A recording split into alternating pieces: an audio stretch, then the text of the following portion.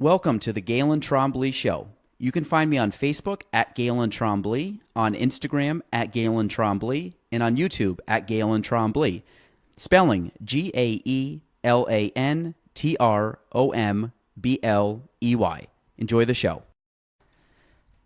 On episode 15 of the Gaelan Trombley Show, I am joined by Emily Alexander and our first ever three-time trifecta guest, Meghan Weeden. She is here, and they were both roommates before Emily broke her heart and moved back up to New Hampshire. But we were glad to have Emily back in town. We go over Emily's new venture, which is Emily Alexander Nutrition. We talk about a lot of nutritional facts. We go into a little bit of kind of her dancing background, also college. For Meghan and Emily being college roommates, and then also talk about our love of The Office and being lazy and watching a lot of reruns of The Office. So we hope you enjoy episode 15 of the Gaelan Trombley Show.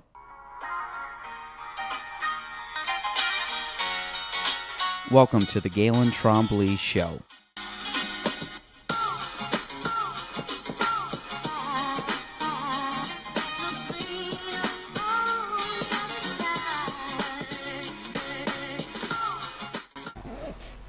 Welcome to episode 15 of the Gaelan Trombley Show.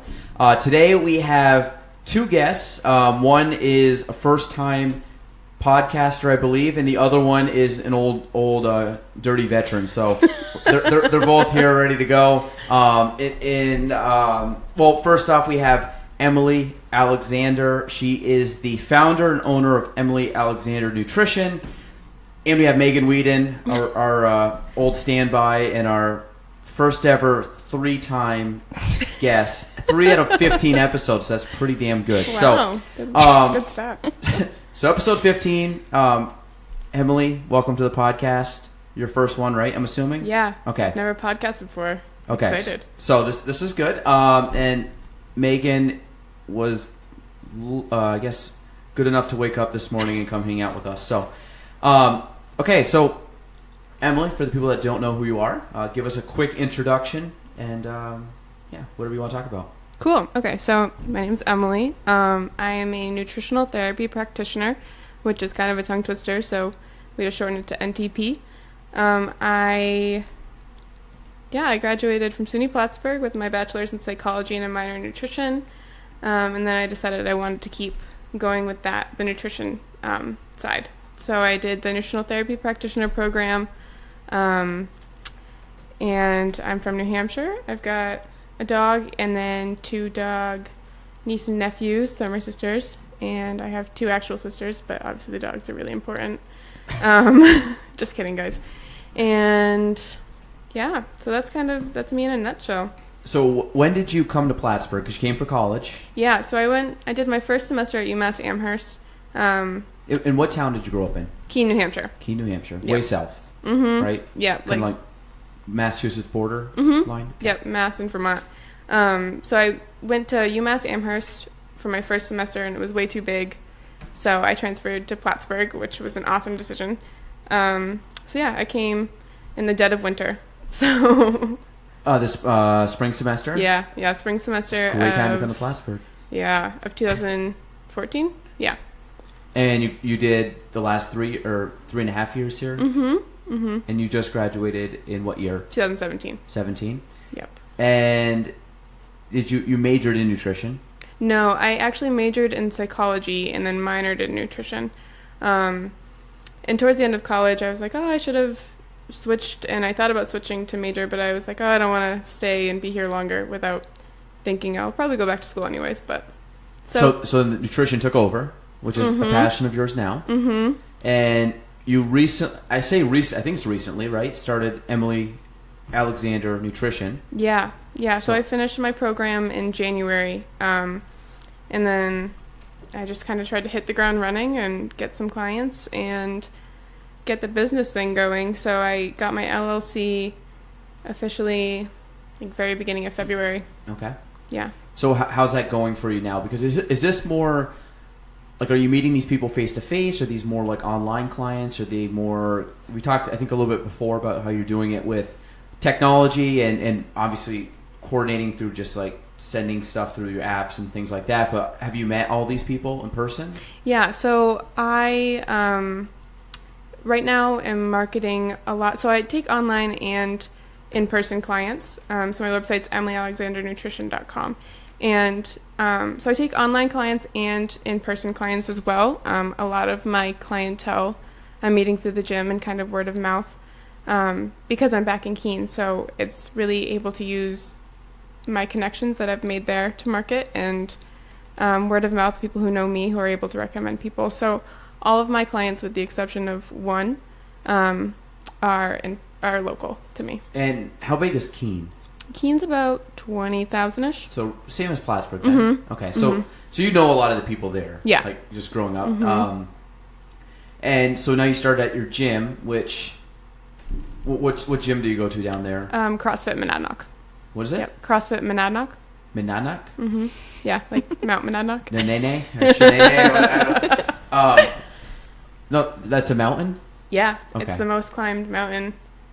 Over Mount Washington? No. That, I don't know. We'll have to Google. Gotta fact check I'd that. have to fact check. I should know that. Fact checking Emily 4 minutes in. No, just so Monadnock? What is it? No, what is it? Monadnock. Monadnock. Okay. Like Monad D. Monadnock.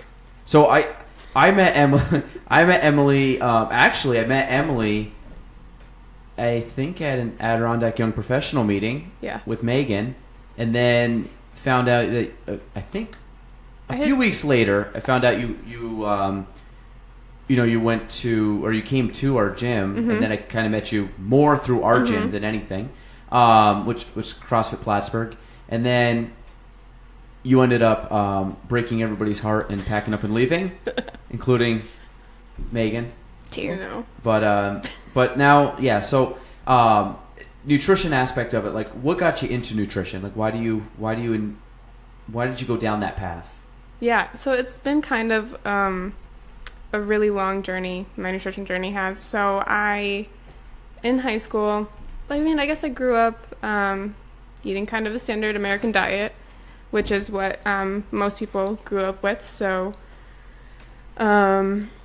we had vegetables and meats and stuff and potatoes and Pop-Tarts and soda. Yes, you were like me. Same, yeah, almost yeah. identical. I think there was a summer I lived on ice pops in my basement for the whole summer. So pretty normal there. And I grew up with a dance background. So we were, I was at the studio from 3:30 to 9 every day after school.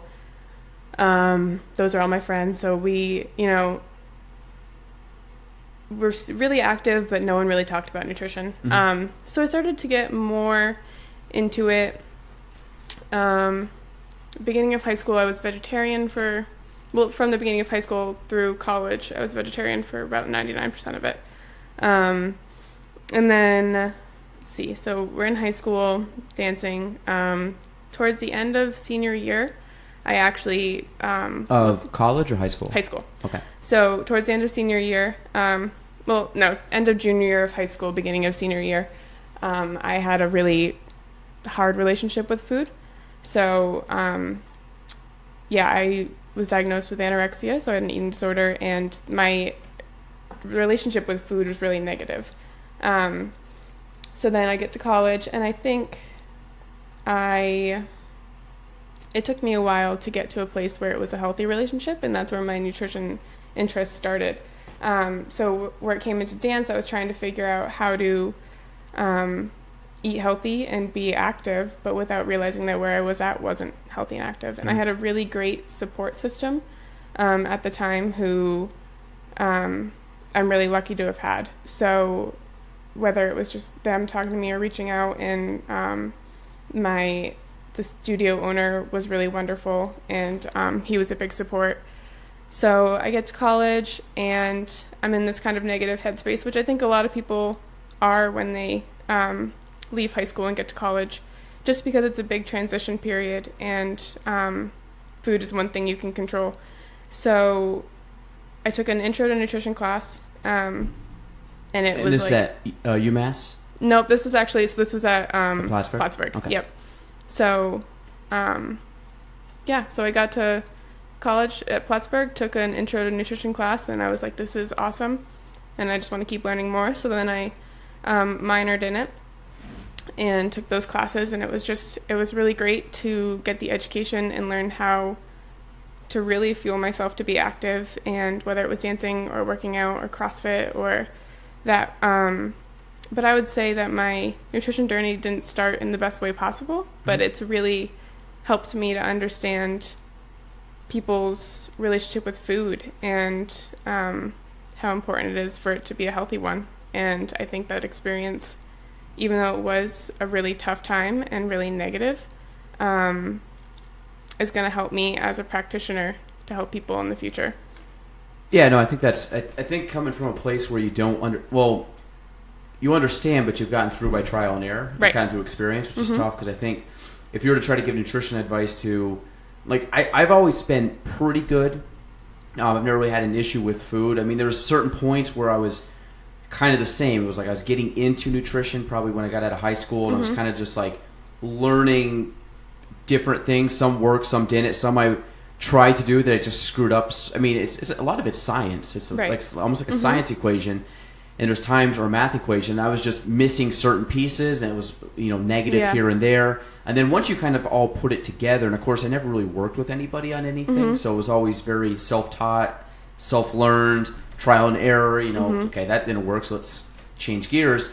But I think you have that background, so if you come from a position where someone comes to you, either overweight, underweight, or I think some of the biggest things, you don't look at it, but somebody that's extremely active, that looks fine on the outside, could be not good on the inside, just because they don't understand what they properly need to fuel. And I think society it's getting better, because I think people are getting smartening up on what you actually have to do food-wise, and calorie intake and macros and everything else. But back in the day when people were like, hey, fat's bad, carbs are good, and then now I think people are starting to see it's like fat's not the bad thing for you, depending on the type of fat, but like the sugar's the bad part, the processed food's the bad part. So stuff that people have been taught to eat over 50 plus years, which to me, I think a lot of it had to do, of course, I don't know this for a fact, but hearing stuff and kind of doing some research and thing was very much like almost like a government-backed thing back in the day, when they were trying to push certain agendas, and they were basically, it was like a propaganda kind of thing to push for it. I believe would have been the bread industry, grain industry, maybe. I don't know. There's something, I don't know the exact background on it, but this is probably back in the 50s and 60s, which got through like the whole like my food pyramid crap, which was like the base of the pyramid was like grains, when technically the base of the pyramid should be like meats and veggies. Right. And grains should be, they're on there, they're important, but they're more towards the top of the pyramid. Right. And fat would be underneath those, and I think the very tip top would be like your or not, I would say saturated fat, but your processed food, and your like, I call shitty fats, but like your Crisco's and all that crap. Not like coconut oil, which is saturated, but it's very, very beneficial in multiple facets. So have you found that with kind of being, you probably have had more, but the overeaters, the overweight, the undereaters, and then the people that are physically active but don't fuel themselves properly? Am I missing a category there, or how do you break that down? Like a category of like if you were to, the way people eat? Yeah. Or people's situations. Like if you're talking about like food, like there's obviously people that need to lose weight because they've just had a problem. Maybe they binge eat. Maybe they have emotional issues with food. Then you have the people that undereat that have the same issues, just on the opposite side. I'm not skinny enough, and then they don't eat, and anorexia or bulimia. And then you have the middle, which I think is kind of the silent group that you probably don't see on the outside, because they're say they're athletes going to a gym and they're working hard, and then you find out they're eating 1,000 calories a day, and it's like whoa, like wait, what are you doing? And a lot of that you don't see on the outside, but they're struggling just as bad on the inside, even though they have one part of their life that's good, which is the physical aspect. The fueling aspect is very poor, which brings down their basically potential. So what? Those are the three that I can think of. Are there others that you would classify people in? Yeah, I think there's a few. So what I first think of is the people the busy parents or moms who are running around all day and worried and stressed out and they're not eating enough. So kind of like what we were talking earlier at breakfast. Which is what I'm kind of right. struggling You're with kind now, of a busy mom right now. So yep, there you go. So you maybe eat breakfast or you just have coffee. You're running around, you're getting your kids to school, you're working hard, you're doing all that, and then it gets to 2 or 3 in the afternoon and you're hangry, your blood sugar drops, you are starving, you reach for the closest thing possible to you because you don't want to go home and spend time to cook, or you didn't like prep food or bring it. So you reach for the candy bar, you reach for the coffee, it spikes your blood sugar back up, and then it's this whole roller coaster cycle. So that's something I see that's really common, is that people are busy, they don't plan, and they just get themselves in a situation where they're hangry and they're not eating enough in general because they're waiting, and it's hard to get enough in at 4 or 5 at night, and then you kind of back yourself into a corner with that. So that's the first one that I see a lot.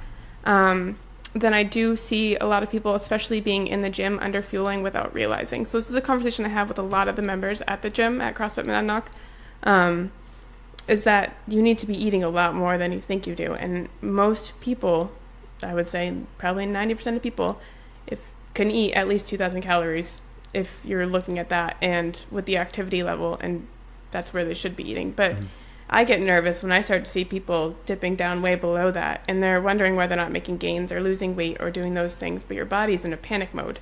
So that's another category I see. And then there are people who need to lose weight, so they're trying a lot of different diets that don't work, or they're hopping on the latest Beachbody craze or something, and keto, yep. So they're hopping on all those popular diets, and they're not seeing the results they need, but they're not eating enough either. Or sometimes they're eating too much of the wrong types of food, right? And then you do have people who are underweight and need to gain weight, and it's hard. They also need to eat more. I think a lot of it, people aren't eating enough. Yeah, so what you said before, my biggest struggle, which I was actually bragging to you about today, that this week has been my best week of eating in probably a year, or a little bit over, which just factors of being a parent, obviously working, doing a lot at work and stuff like that, and that stuff's taking a back seat, where you said the food prep, and then just realizing like, okay, I gotta find a way to eat breakfast, and then I got to find a way to bring something for lunch, so I'm not skipping lunch, and then dinner is usually not bad because I'm home and I can do it late, or even if it's late, I can still get it in. But I've started to track the macros, which I've always felt better doing, because I'm just one that I will undereat, I won't overeat, and if I do undereat, I'm eating, I would say, not enough protein, too much fat, and probably like not enough carbs. So that's probably my swing. Now, I always look better at, like, I'm a very kind of like, I like the numbers. I like kind of seeing, like, I don't want to be like by the number kind of guy, but it gives me an idea. Now, there's a lot that I can do by sight. Right. Well, when you have the practice doing it, then you can kind of eyeball. And I think the idea that people don't think about with macro counting is you don't want to be doing that forever, right? No. It should be used as a tool, especially when, like, if you're trying to improve athletic performance, or if you're at a spot where, like, you want to be checking where, like, what you're consuming. But we don't want to create a reliance on it forever, because it's not sustainable. It's not sustainable to be logging, spending 10 minutes a day logging everything you eat when you're 80, right? That's probably not what we're going to be doing. Yeah. But it is a tool, and it's good too if you know that about yourself, to say, like, I don't really know where I'm at, or if I don't have this goal, I'm not going to get enough in, right? It's good to check in, I think. Yeah. And when I say, like, I track, my thing is, like, Monday through Friday I track. Weekends I do the best I can, but there's times, like, we went to the Bagel Pit before this, and I will probably just kind of eyeball it and throw it in what I think. Will it be exact? No, but it'll be a ballpark. I mean, I'm going to have probably within, I would say, 10 grams of everything that I need. But it's just, like, to me, it's not, like, I can go and do something, and I've always been good at this, even when I'm not tracking.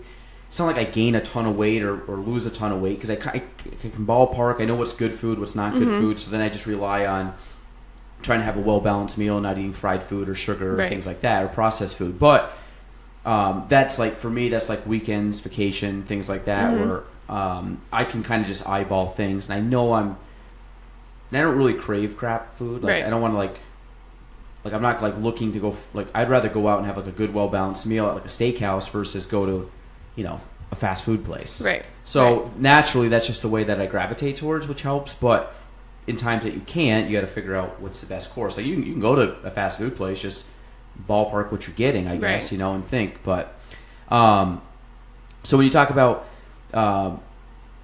counting, like this is kind of going more nerding out for, because I have a little bit of background in it, but not a ton. But you like when you do macros, what do you typically look at? Like how do you come up with numbers for a client? If you were to take I want to say take yourself, but take like an average person that may go to your gym. Like, what would you tell them?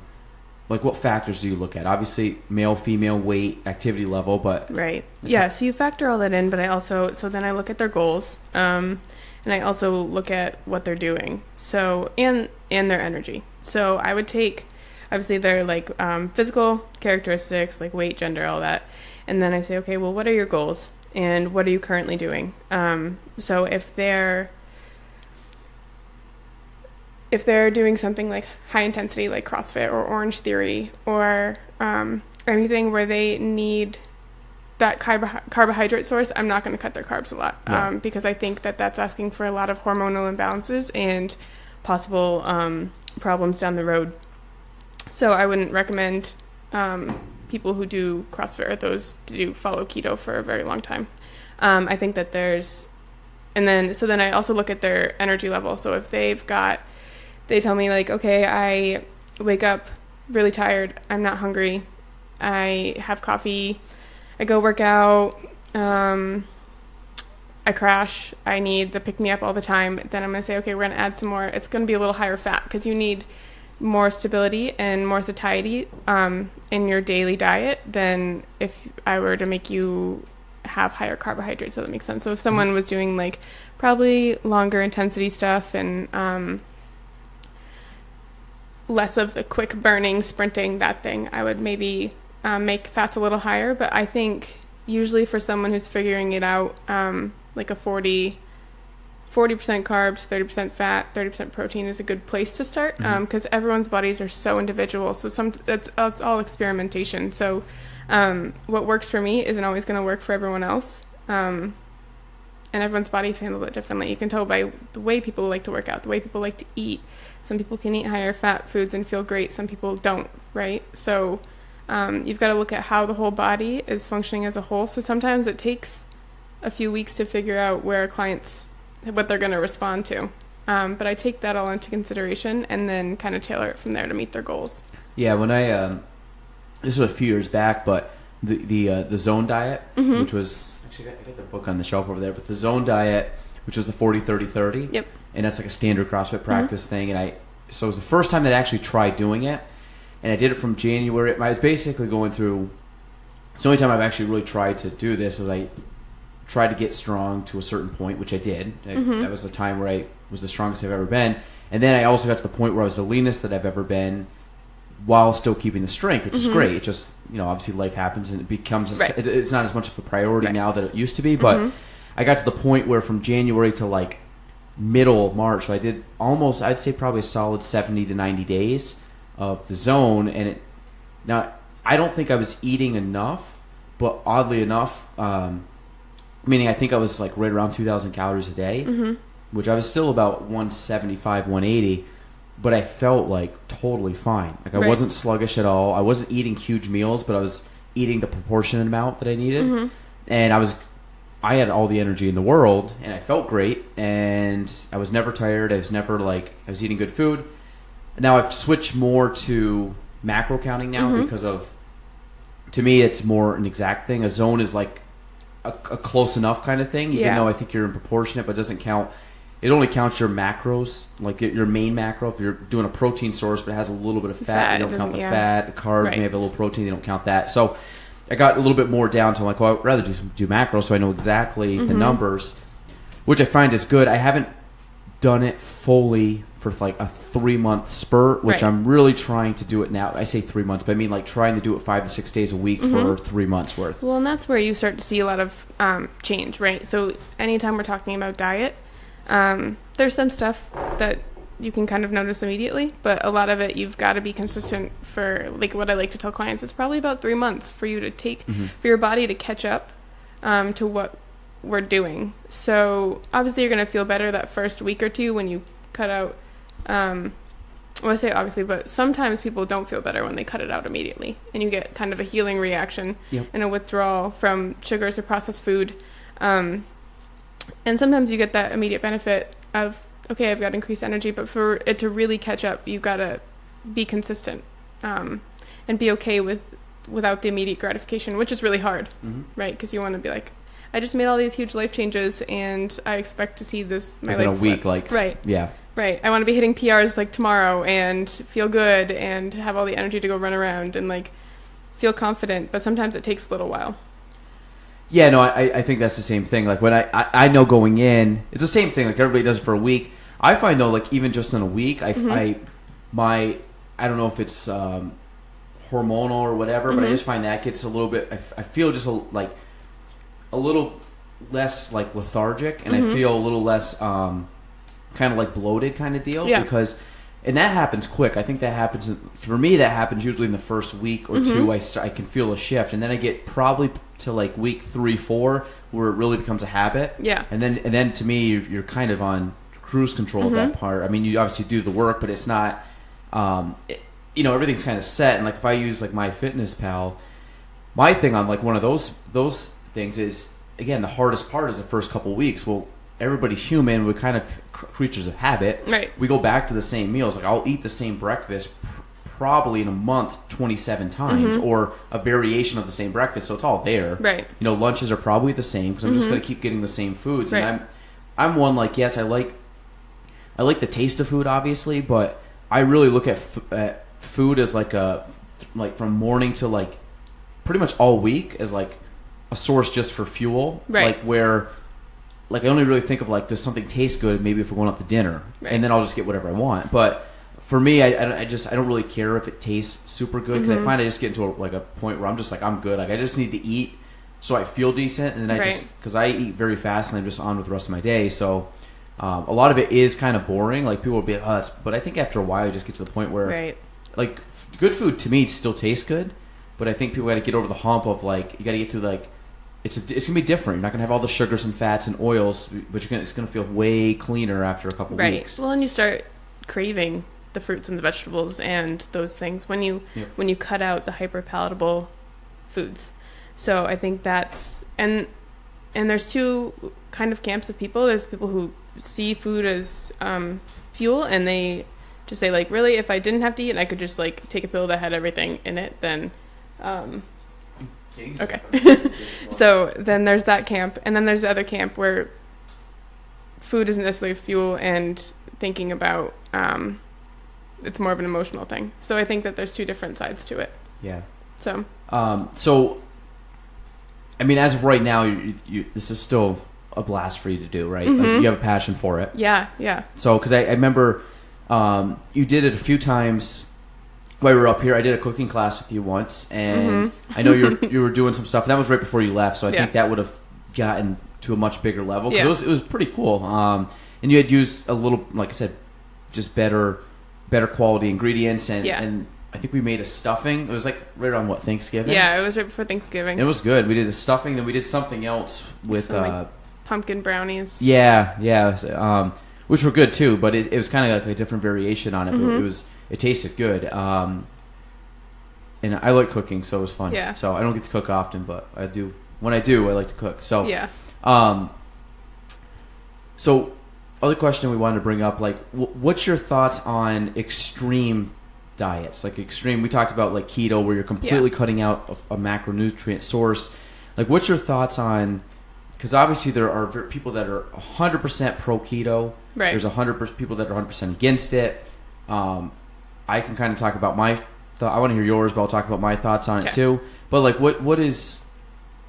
Because I think we both agree on the premise of having a balanced nutrition versus an extreme one. But what's your thoughts on extremes? Okay, so I think that there are a lot of. All right, we'll start with keto first. So I think that keto can have some really great applications, but we have to look at what it was designed for first. So it was created as a therapeutic diet for patients who going through cancer treatment because cancer cells fed off the glucose that were in the carbohydrates. So they were starving those, and your body switched to fat burning, which creates ketones. So people, I think the big thing with keto is that people do lose weight, and they feel better. And I don't discount that at all. I think that we have to look at the many reasons, though, they could be feeling better, is that they are cutting out a lot of the processed carbohydrate options that they could be eating. They're stabilizing their blood sugar levels because they're cutting out those processed carbs. They're losing weight because it limits what they can eat. But it's not great for everyone. I think that it can be used if you've got, I was leaning away from that. If you have high fasting blood sugar levels and you need to stabilize those. But I think the ideal is to find what's bio-individual for everyone, and that you should have some carbohydrates. Your body needs some carbohydrates. It needs fats. It needs protein. And when people say they're doing keto, I don't think they're actually really doing keto. I think that they are just eating high fat. They're not looking at protein levels a lot of the time, which are supposed to be really low in actual keto. And they're not measuring their blood ketones or their ketose levels. They're just saying that, but they don't know whether they're in ketosis or not. Mm-hmm. So they're in this kind of limbo of eating high fat and not really being keto, if that makes sense. Yeah, I find, I know a few people that are on it. Mm-hmm. We have some friends that are on it that we joke around with. But there's people that I've seen, you'll look at someone and you'll say, you look much better, which they do, right. And 100%, because I think, as we would probably agree, food is 80-90% of your overall mm-hmm. health. Meaning the other is like your physical activity, but right. to me, food and like sleep and stuff like that is much more beneficial mm-hmm. From an overall standpoint. Right. But like keto, I think like I've seen people that are on the heavier side that will do keto and they'll lose a ton of weight. And to me, I think that's great. I don't know enough to say is that the correct way to do it or not. But to me, if they can lose quite a bit of that, my only concern is that with anything, if you completely cut something out that is so available in our community, like in our world, that at some point you're basically gonna go back into it. Like you're gonna introduce, right. You're gonna have cake at a party. You're gonna do. Mm-hmm. Well, life happens. Ice cream, yeah. Right. And I find that it's not sustainable from a life standpoint. Like, mm-hmm. So I think if you're like, kind of like the paleo diet. Like paleo was a big thing. Mm-hmm. Like I eat similar to that, but I'm not like I eat rice. I eat potatoes. I don't. Right. But I think the keto diet, if you get to a certain point where you're completely eliminating a certain type of sugar, processed food, that's easy. You can eliminate that. Mm-hmm. But people that aren't eating an apple or aren't eating tomatoes on their salad. You're missing out on a lot of the vitamins and minerals and micronutrients that you could be getting, right? So I think that's where the problem people run into. And I think that my view on diets is that throughout the year, I mean, our food needs are different, right? Mm-hmm. So, and it makes sense when you look, like, historically. In summer, you probably eat more carbohydrates because you're eating more fruits and vegetables and you're running around and you need that fuel. And maybe in winter, you eat less of it because it's not super seasonal, and you eat higher fat because you need more body fat on you to keep you warm, and it's all those things. So I think it makes sense to cycle with what our needs are, and it doesn't make sense to eat the same exact thing every day all year. Well, I think that's what people like. To me, keto is if you do keto to like lose a good chunk of body fat. I don't know how long that would take. Is that 2 to 3 months of doing keto? Well, and I think it's different. It's different with everyone, and a lot of times too. So if you're looking at someone who does have weight to lose,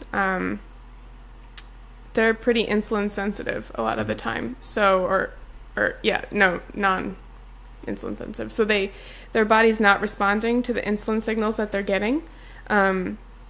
So sometimes doing a higher fat diet and lower carbohydrate can make your body sensitive, like can activate insulin sensitivity. So that can be really beneficial. And then I think the long-term plan should be to gradually reintroduce carbohydrates, like healthy ones, like potatoes, sweet potatoes, squashes, fruits, vegetables, properly prepared grains. So that means soaking and sprouting them overnight, so that they are more digestible, and like gradually re-adding those in and seeing, okay, this feels good for my body. This is a good level I'm at, and this doesn't. And I think the other thing, when you look at like keto or you look at paleo or those things, they remove a lot of the foods that can be inflammatory and cause intolerances and like autoimmune reactions. So people are on this elimination diet, but they don't know that that's what they're doing. Mm-hmm. So they could be feeling better because they eliminated sweet potatoes, which they have a reaction to and don't know.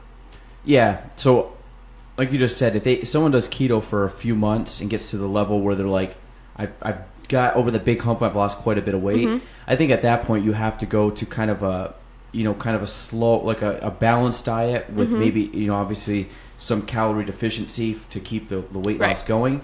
But I think you got to do it at a slower, more sustainable level, mm-hmm. where you're not killing yourself, where you can, like I said, life happens, where you can eat. You're not forcing yourself not to eat a certain thing. I mean, the only thing that I like don't allow my, like, if I'm trying to really watch what I'm eating, it would be like desserts and processed food mm-hmm. and sweets and fried food and stuff. But it's not like that limits me. I mean, there's so many other options. But if you're saying you can't have carbs, well, go to any restaurant, grocery store you're taking. There goes 75% mm-hmm. of your options, mm-hmm. which I'm not saying is good or bad. Yeah. But if you take all the fruit and vegetable section out, like, to me that seems very extreme. Because to me that's probably your very base of most mm-hmm. most levels of dieting should come, I think, from the fruits and vegetables and meats. Right. And I think it is important to say, too, if someone is losing weight, we really shouldn't be in a deficit for more than 12 weeks. You don't want to put your body in that stress. And I think mm-hmm. a lot of people are chronically dieting and not realizing. So that's why working with someone can be so important, right? Because you've got that outside person who's able to say, okay, we've put your body in this stressful spot, or you came to me and you've been in this stressful for your body dieting stage for the past 2 years, right? Your baseline's been less than what it needs to be. So let's bump it up and give your body a break. And that's why if you need to lose weight and if you're at that spot and you're doing it in a healthy way, it's going to take a while, but you're going to keep your body healthy at a baseline that's going to be better long term. Yeah.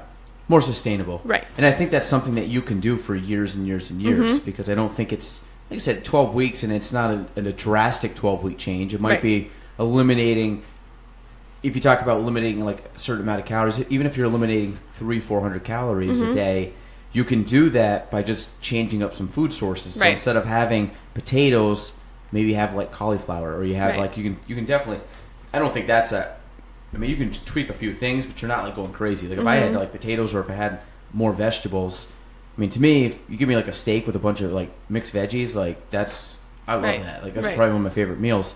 So I don't know, anything else you want to add to that about the elimination diets?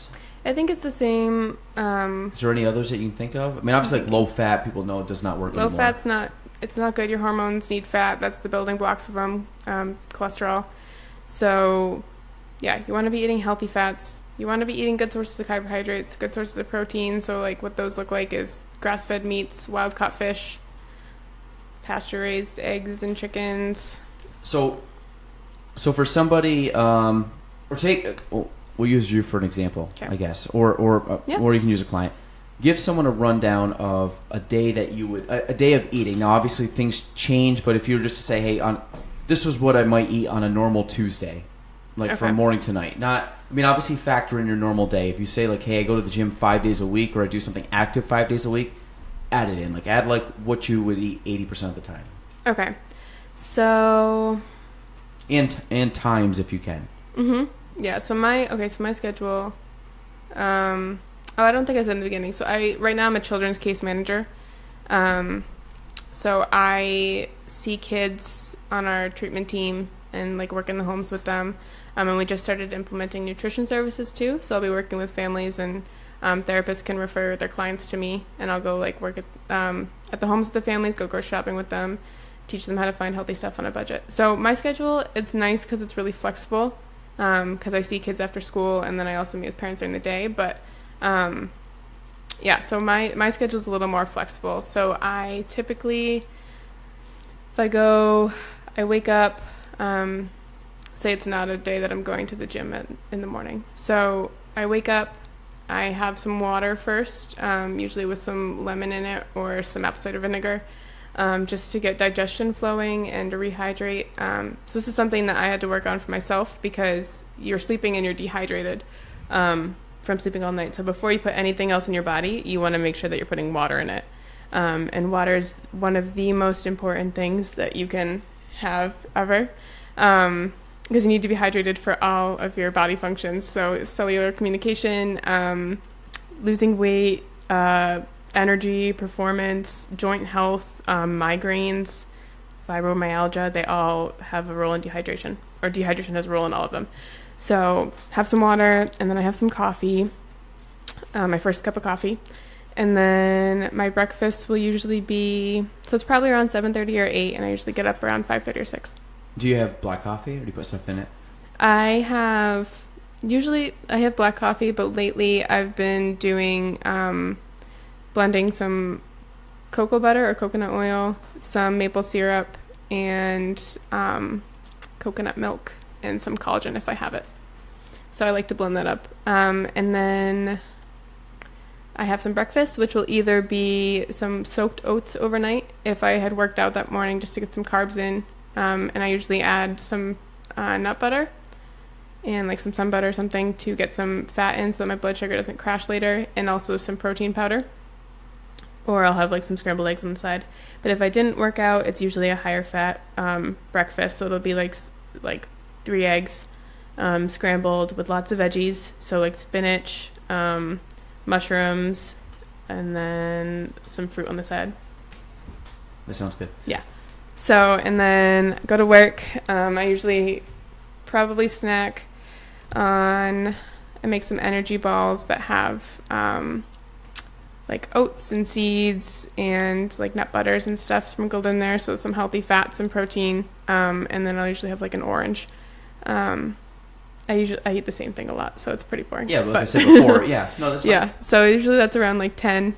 And I like to pack a lot of snacks so that I am prepared, because, sometimes you don't need them, but sometimes you're sitting at your desk and you're hungry. And then for lunch, I usually have some type of squash or potato, and then a protein, so it'll be like chicken thighs, just to get more flavor than a chicken breast, and they've got the healthy fats in them, and then I'll have some greens, and usually like a Brussels sprout or Brussels sprouts or some other kind of veggie. So usually I try to structure my meals with a carb, a protein, and a fat. So then some avocado and some veggies in there. And then that's usually around like 11:30 or noon. And then I've also usually had another cup of coffee by then and lots of water. And then I usually have maybe around like 3 or 4, I'll have like a granola bar, like an RX bar, an Epic bar, or some like Epic like beef jerky, something that's like protein to help keep me full until dinner. So then I might go work out, go drop into a CrossFit class or do lifting, and then after that I'll have a post-workout shake sometimes, which is coconut water. What I've been doing a lot lately is having some like a scoop of protein powder and then some coconut water, and then I add coffee to that in the morning if I'm working out at like a 5:30 class, just to get a little bit of energy. And then so I like to get the protein and carbs in after I work out, and keep the fiber and fats away from that. So then at dinner might be some like lentil pasta and some wild-caught fish, like salmon or redfish, and then some veggies. Cool. And what time do you eat dinner? Like, what time do you end during the day? It depends on the day. So right now, I've been doing some Olympic lifting training. So on Mondays and Thursdays, that doesn't start till 7:15. Okay. So normally I try to eat an early dinner then around like 5 on those days, and then after those I would have like a smoothie or something, just something that's really easy for me to digest, with the protein and the carbs.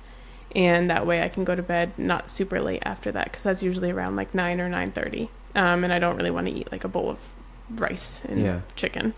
So on those days I try to have dinner around 5, but if I can end earlier, I usually have dinner around like 6, and then I'll usually snack on some like fruit and stuff after dinner for snack.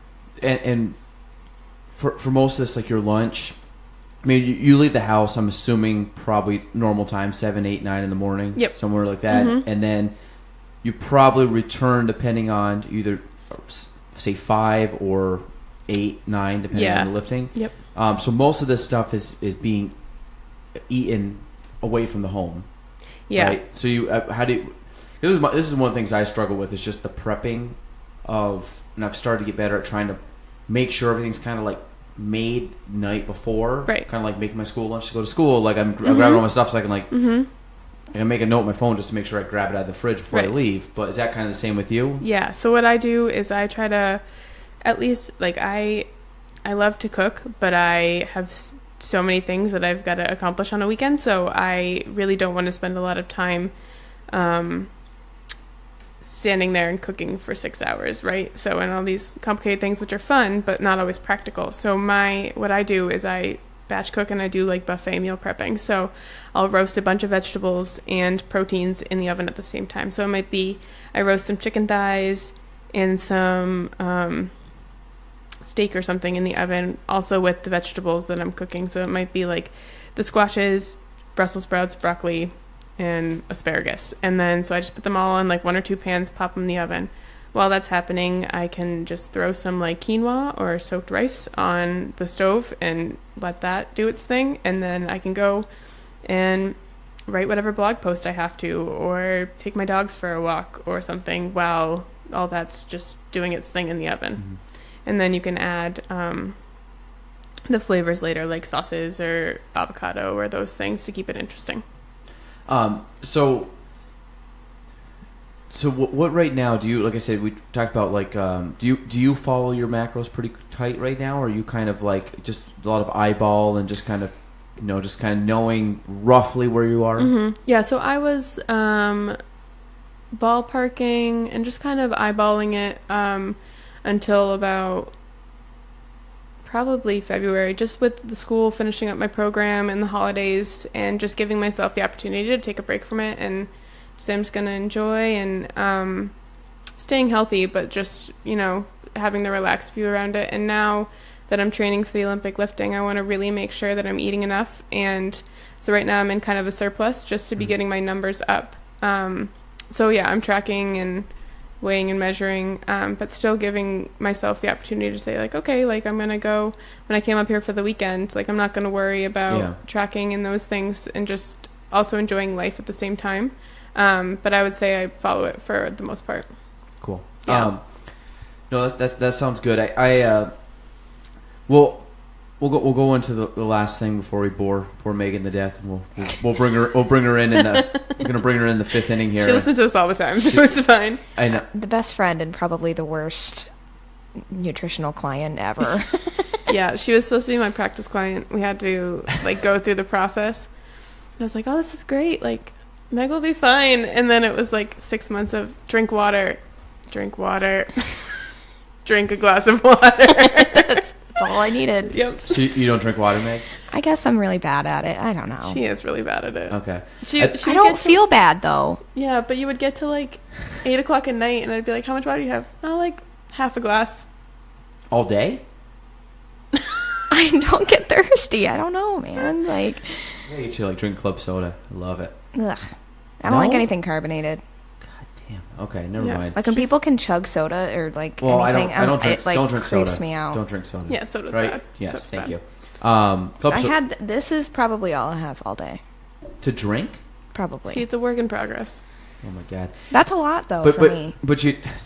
That's 20 ounces. So for those who can't see or not going to watch us on YouTube, it's 20-ounce coffee cup from Bagel Pit that she's pointing at. Peppermint tea. They had peppermint tea in it, so it didn't. Well, I mean, it was. I have a little chalky almond milk later before I go to bed. That's it. So Megan just walks around as a dehydrated grape all day actually. long. Yeah. Just a grape lying around. Not even a grape. She's a raisin. Don't follow Meg. Drink water. So you talked about that. Like I try to drink. My thing is I drink water. I'm not the one person that will like fill up a huge thing of water and chug it in the morning. I'm one like I'll be sipping on water and then I start to drink coffee.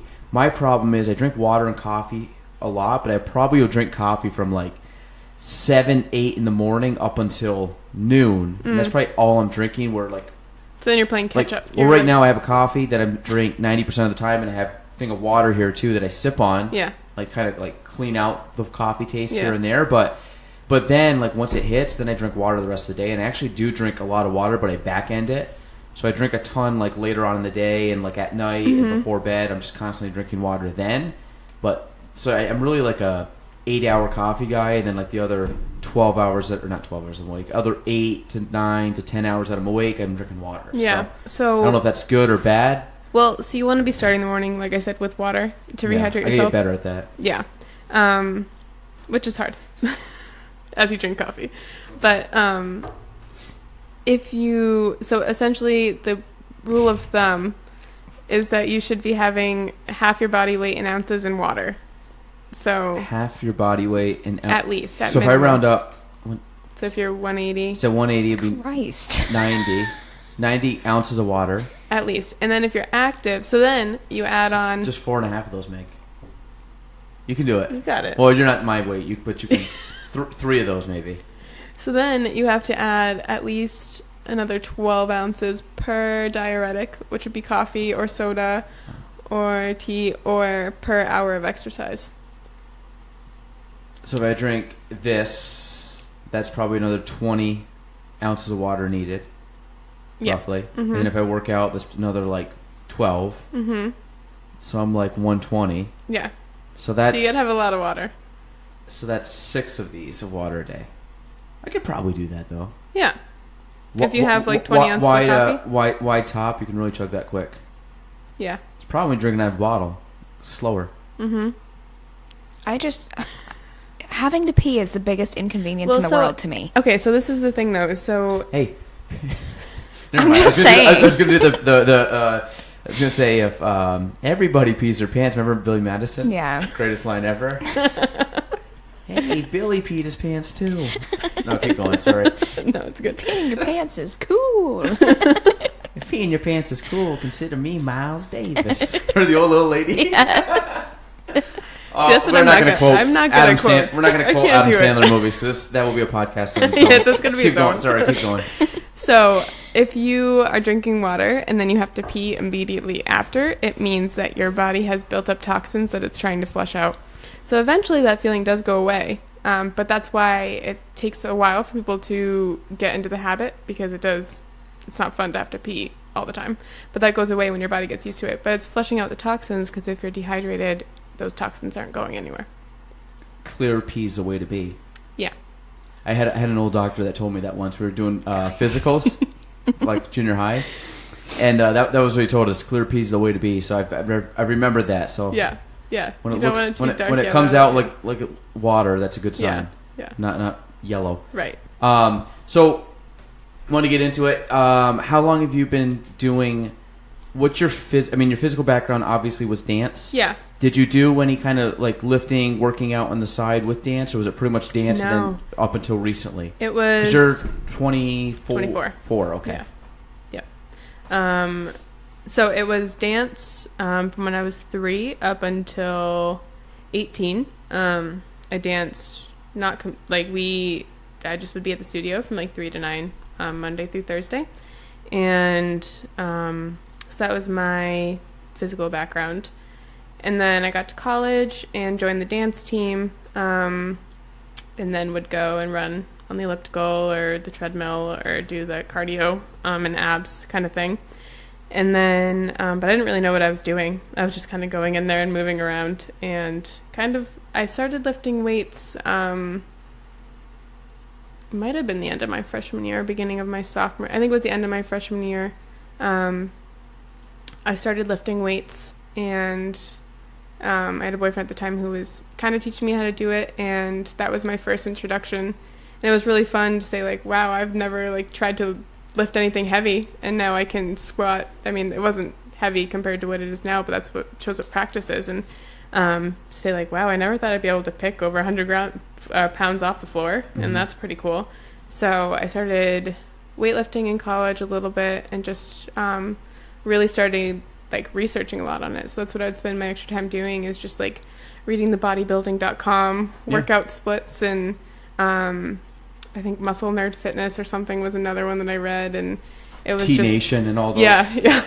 Yep. So I would do that, and then I would make my workout splits for the week, and I'd go to Eclipse and lift there, or the school gym. I also taught group exercise classes, so, like, I had one called, like, Dance Fitness, which was kind of like a Zumba, but we did, like, more, like, squats and stuff, and then I would teach, like, the lunch hour group exercise to, like, the teachers.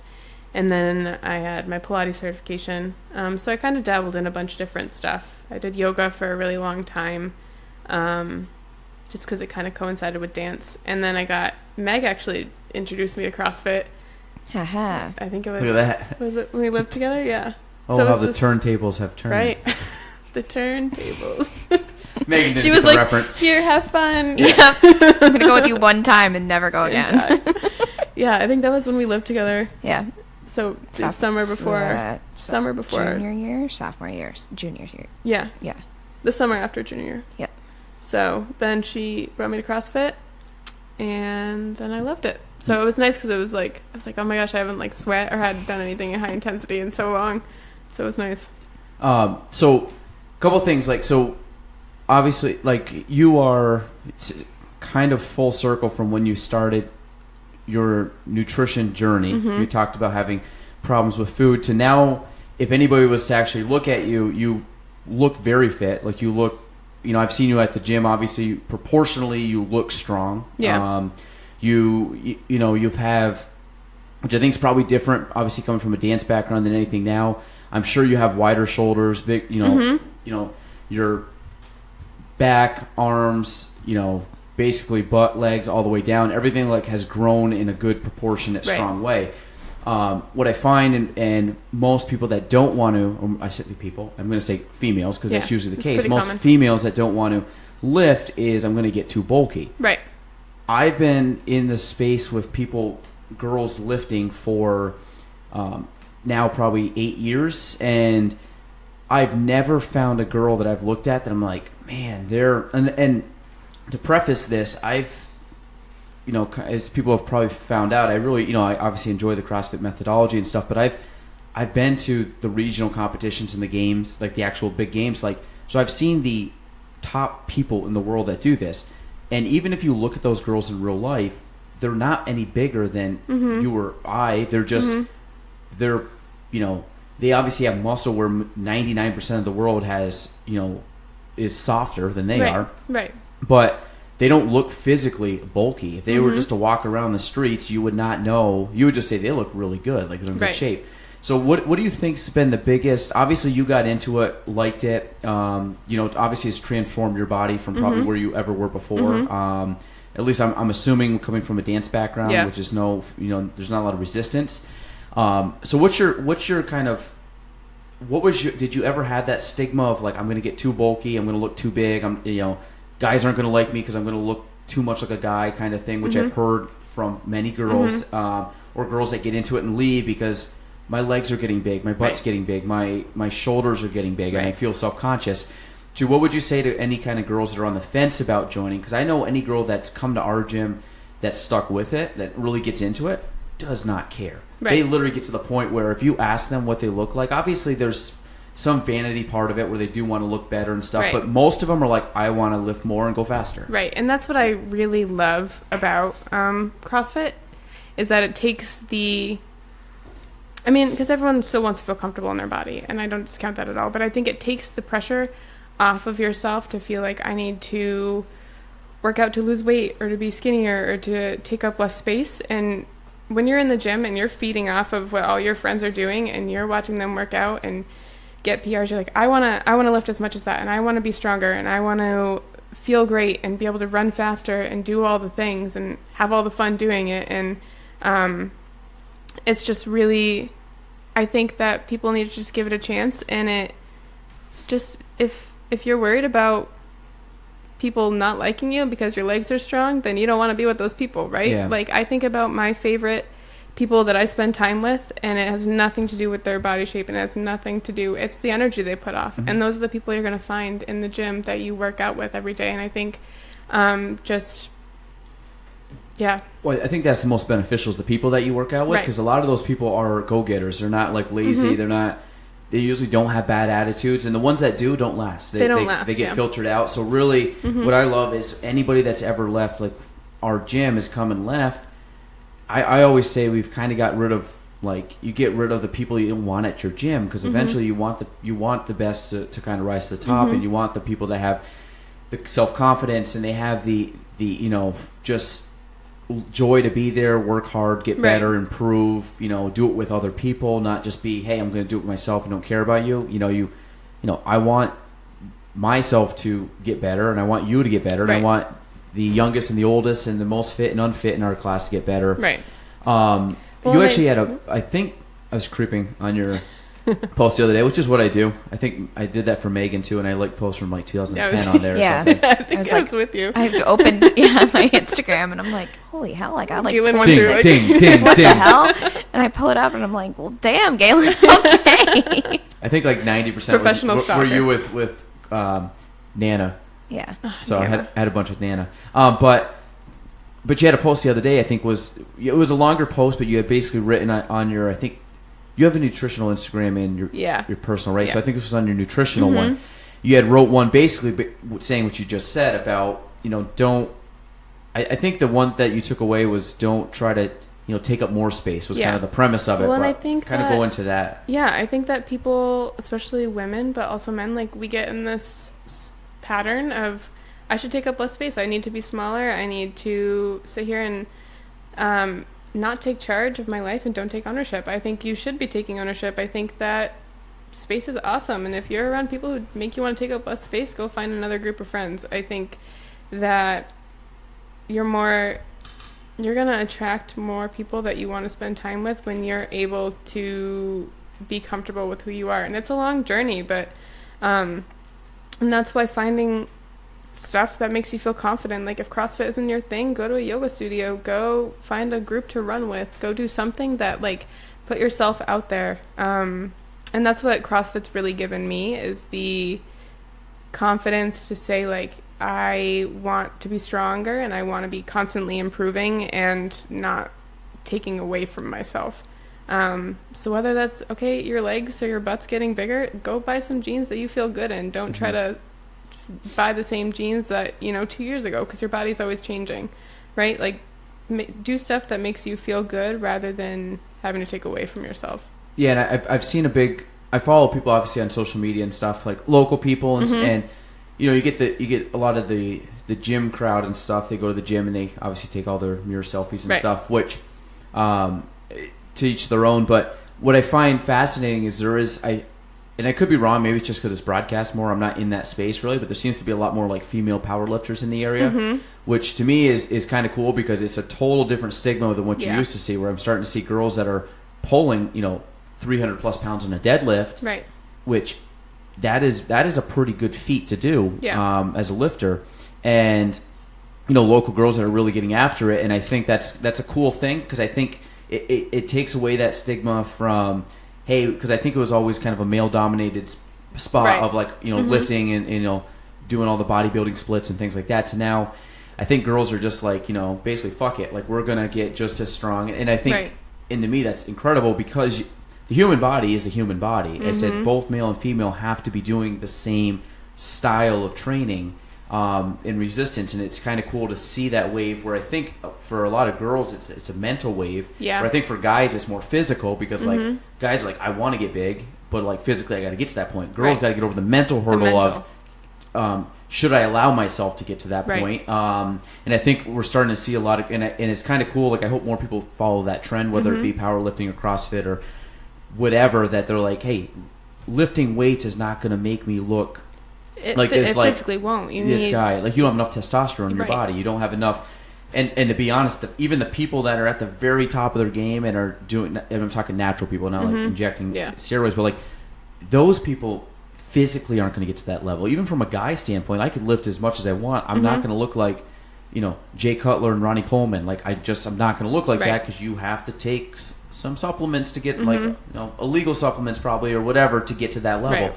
But for, the average person that goes to the gym, who's, I would say, more serious about it and is really trying to kind of, maximize their athletic or physical potential, they're only going to get so big. And I think most girls, aren't going to get real bulky. Right. I haven't seen it yet. And right. And I think that they also have to remember that they're their own hardest critics, right? So when people are looking in the mirror, they're seeing something completely different than 99. And I think everyone's had that experience where they look back at a picture from, say, a year ago, and you're like, wow, I remember looking at this picture and I didn't like it because I thought that I looked like X, Y, or Z. And then you're like, wow, I actually looked pretty good. So I think just remembering that, you're probably not going to get that bulky. It's not going to happen that way. And you've got to, and to be honest, for most girls, for you to put on muscle, you've got to be eating more in a surplus, right? You've got to be gaining. You can't be dieting, but also want to hit PRs and all those things. It's a science. So. Yep.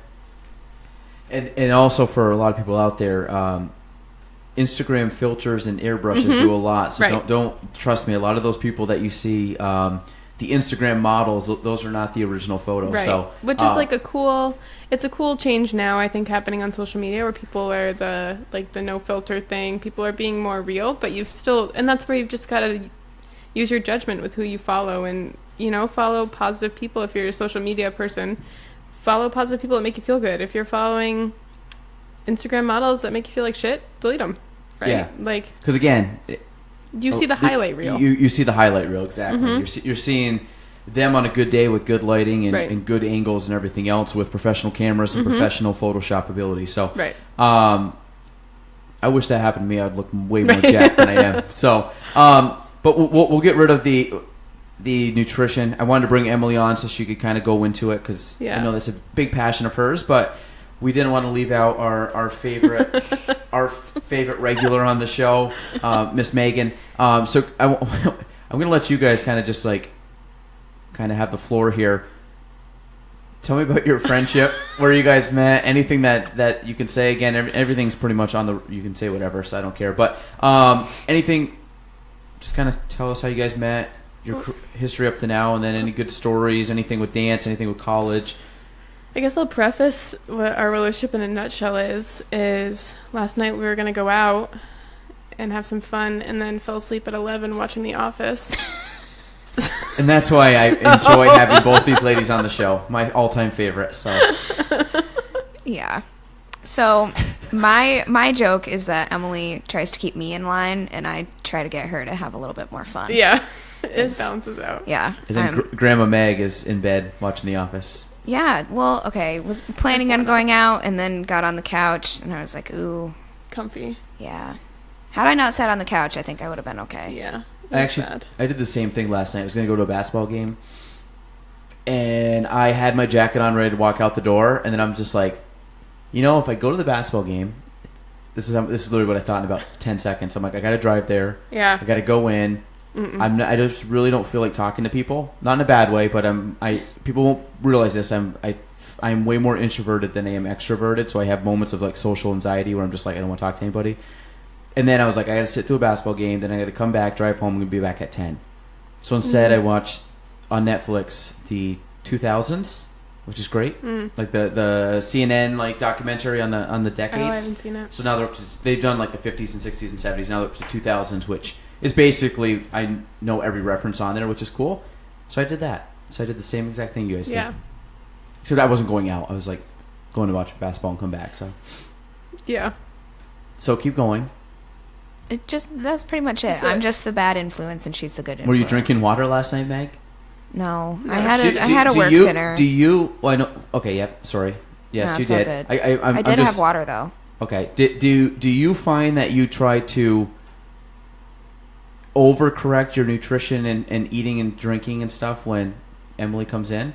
Do you like come in and like, shit, give me a water bottle, so she makes it seem like I'm at least like I would know pour better. half of it out and leave it next to you? No, Like, hey, I still no. She knows who I am, like to the core. She knows me better than I do, so that there's no use in trying.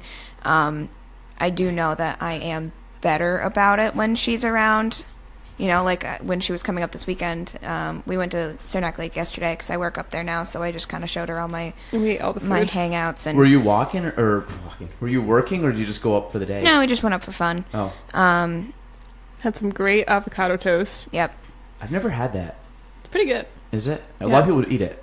Shout it's out just to mashed Origin Coffee in Saranac Lake. I saw the post, and then Coffee is so good. Origin Coffee. Mm-hmm. I don't know who I was telling. I told one of you. I bought. I think it was Meg. I bought coffee from Hannaford's. It was Vermont Coffee Company out of Middlebury, and I grinded it up. I've had, like, I'm a big, like, I like Starbucks. Like, I like that kind of roast and stuff, and I've been skipping anything. Like, this is the first week that I've wanted to make coffee, because usually when I make it, it's decent, but it's not It's as not good. the same as getting it out. Yeah. No, but every single one I made this week, I've been like super pumped. So I've rather made my coffee. So I found a good coffee, but I love coffee shops. So Yeah. Origin Coffee in what, Saranac Lake? Yep. Yeah. Okay. Yeah. Did you get tea? I got a chai tea, yeah.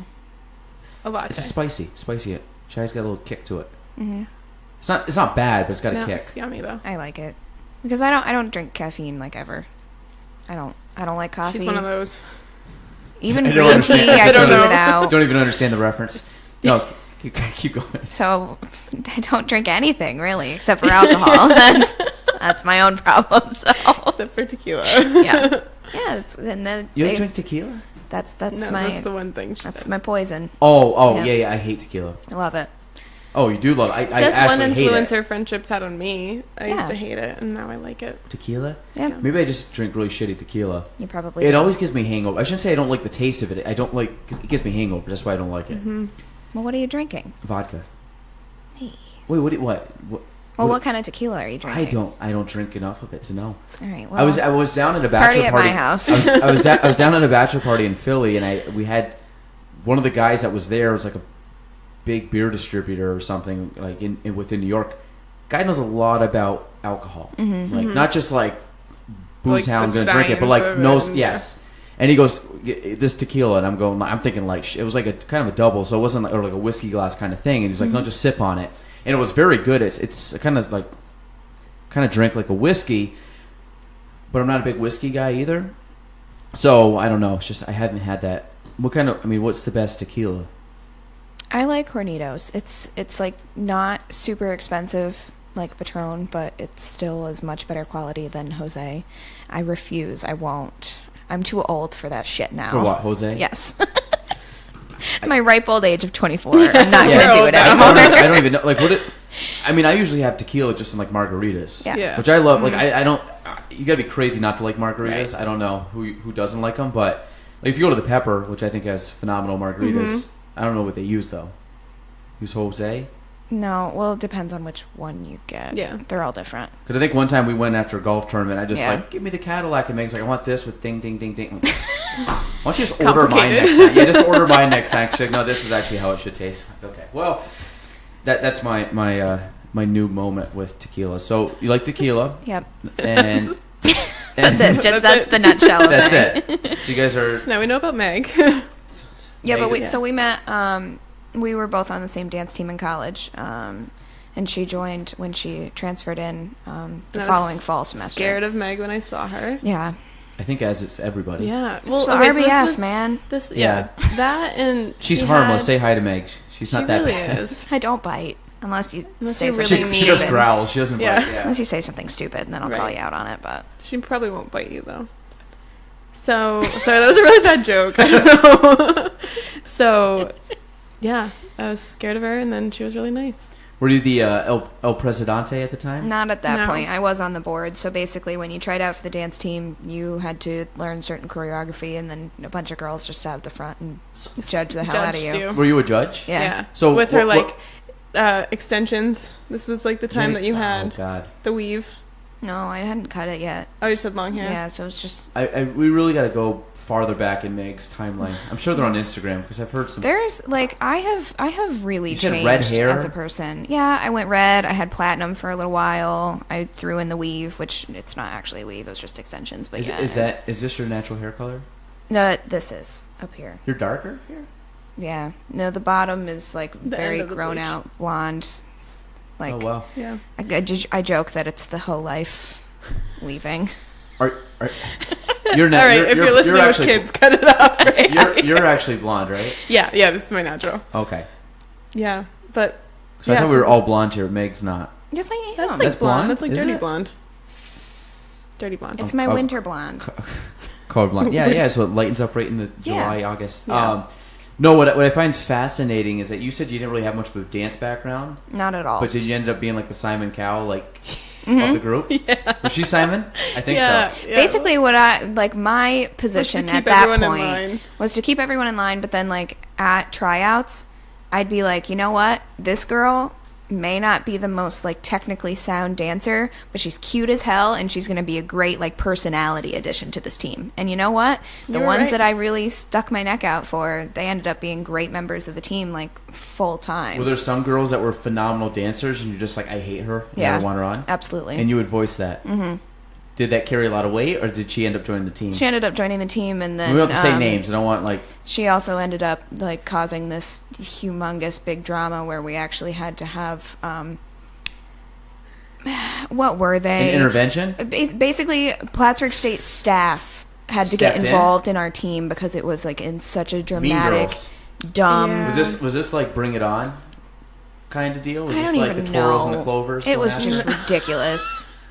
It was so... And, like, so I only danced for, like, a minute before college because I got hurt skating and I couldn't do it anymore. And even with skating, like, I avoided competition. I only cared to do shows and coach just because I didn't care to deal with the personality that those types of sports unfortunately Attract. yeah like dance moms, no, goodbye. So And that's where I was really lucky with my studio at home because it wasn't like that at all. yeah, Like we didn't compete. and the dancing I did after I was done figure skating, I mean, it was super local. It was a small Yeah. studio that was just starting up, so we didn't really have that either. But yeah, those couple that I had a bad feeling about. Let me wasn't tell me. you, I wasn't one of them. No. I survived. Emily was good. I was like, she's cute. I like her. She's on. And she She's could allowed. Actually, and she could actually I dance. could actually Oh yeah, Emily definitely. There's always like a group, like a smaller group that are just like super technically sound and like of all different types of dance, and Emily was definitely one of them that could do pretty much anything. So, and I was just the like, oh, just put me in the back row. You know, I'm here. I get the participation trophy. Like, I don't care. think, yeah, you were more of like the coordinator. You were Yes. like Yeah. the player, owner, manager of the Yes. team. So Like, my last year on the team, I actually did not dance at all. She And really I didn't. only did behind the scenes, like show planning stuff. yeah, you need that. And I You need that with a was bunch of- much happier watching like- all my friends who were very good, you know, and sitting in the audience and making sure the lighting was working Yeah, rather than being I think that awkward in the back That's row. where I would thrive. I wouldn't be in, like they just had the Oscars and stuff. I wouldn't be the guy getting the award for the Oscars. I'd be getting like the guy for like the production staff. Yeah. because I just know Yeah. that's me. Like Yeah. I'm very I'm like very trying to be like organized and kind of like not like neurotic, but very attention to detail. Like Yeah. I do value someone that's very good with attention to detail because I don't like sloppy mistakes. Yep. Which sounds like you're like. Yeah, see, and that's why we You- balance each other out. I'm not the, I mean, I like detail, but I'm not the like planning, technical, plan a show from start to finish. I'm like, okay, give me what to do on that day, give me a job, and I'll do it, and that. But I am not the behind the scenes technical. I mean, even Yeah. decorating our Christmas tree this year, Emily just said, I like gave was, up. No, okay, so I was putting. And Oh, is I this love, the one that little small one in your room? No, No. this was our No. actual. So we cut down our actual Christmas tree. It's Very on my good. back porch right now because I couldn't get it out of the base. You'll have to have a bonfire with it. Well, it's just Oh, me taking it the down, and base, I couldn't gotcha. like get it out of there, so I just like chucked it out the back door. Is it still in the base? Wait, why can't you get out of the base? You just got to turn the knobs? It's stuck somehow. I unscrewed everything. I don't know. And I asked my brother to help me, and he didn't. The bases are pretty cheap. Just throw it out and buy a new one. Yeah. Because you don't have the sap on it. Well, I'm saving the Christmas tree for like a good bonfire, and Yeah, that thing is going to go right up because it's dry as hell. So. It should be good right in the middle of Plattsburgh. Yep. It'll be good. Be a good time. So I can't wait. We're highly anticipating the first ever Meghan housewarming party. Megapalooza. Megapalooza. It should be a weekend event. Oh, absolutely. Yeah. I'm good for a couple hours. So Meghan was the Simon Cowell of the group. Yeah. And you went in. You just totally blew it out of the water. I guess. Yep. I don't know. Do you still dance now? Yeah, I was teaching dance classes when I was up here in Plattsburgh, and then I drop in and take some classes when I have time back at home. So not as much as I want to. But you still have the dance studios back home still there? Mm-hmm. And so you did teach dance for a while? Yep, I was teaching hip-hop classes. Is that your favorite genre of dance? I don't know. Is that what you call it, genre? Yeah. Form? I like hip-hop. I would say that's probably one of my strongest suits, but I really like modern. What's modern? It's kind of like a break off of ballet. So ballet started, and you take some of those techniques, and it's got a lot more of like rebounds and free falling and stuff. And is that like Step It Up, that movie, that modern dance? Is that the movie Step It Up? Step Up with Channing more Tatum. Contemporary. When Channing Tatum, it was like his first movie. Yeah, that was more of a contemporary dance. I think that's the one you like, or is that contemporary is different than contemporary modern? is different than modern. It's like a branch off of modern. Oh, so I've always, oddly enough, have always wanted to be able to dance like good, not like hip hop, like break dance kind of thing, but like wedding dancing. Like, well, I can do that with alcohol. I don't need formal training on that. But no, what I'm saying more is like you watch like the people that do like Dancing with the Stars. I think that's incredible. Yeah. Like, how they can take, now obviously they're training a lot, but you take some guy that's a football player, you take some girl that's an actress, and you put them in, and they're able to somehow learn how to dance. I find that's like fascinating because I just think it's such a skill to see someone that can really dance and move and has the body awareness and the movement. Mm-hmm. To me is such a cool skill to have that I don't have the rhythm. But again, I've never practiced it, but I'm sure I don't have much. I don't have a lot like natural ability. It'd have to be a lot of learnt talent. But I don't know. Is that like? I don't know if they probably have dance classes around here, but I don't. Yeah, not I don't enough. know Like I don't have the time to actually go do it. But I always thought it'd be kind of a fun thing to learn. Yeah. How to do, like I'm sure they have salsa, some like Along Came ones. Polly, like little salsa scene, like that. Yeah. Like, yeah, I did ballet, point, jazz, hip hop, tap.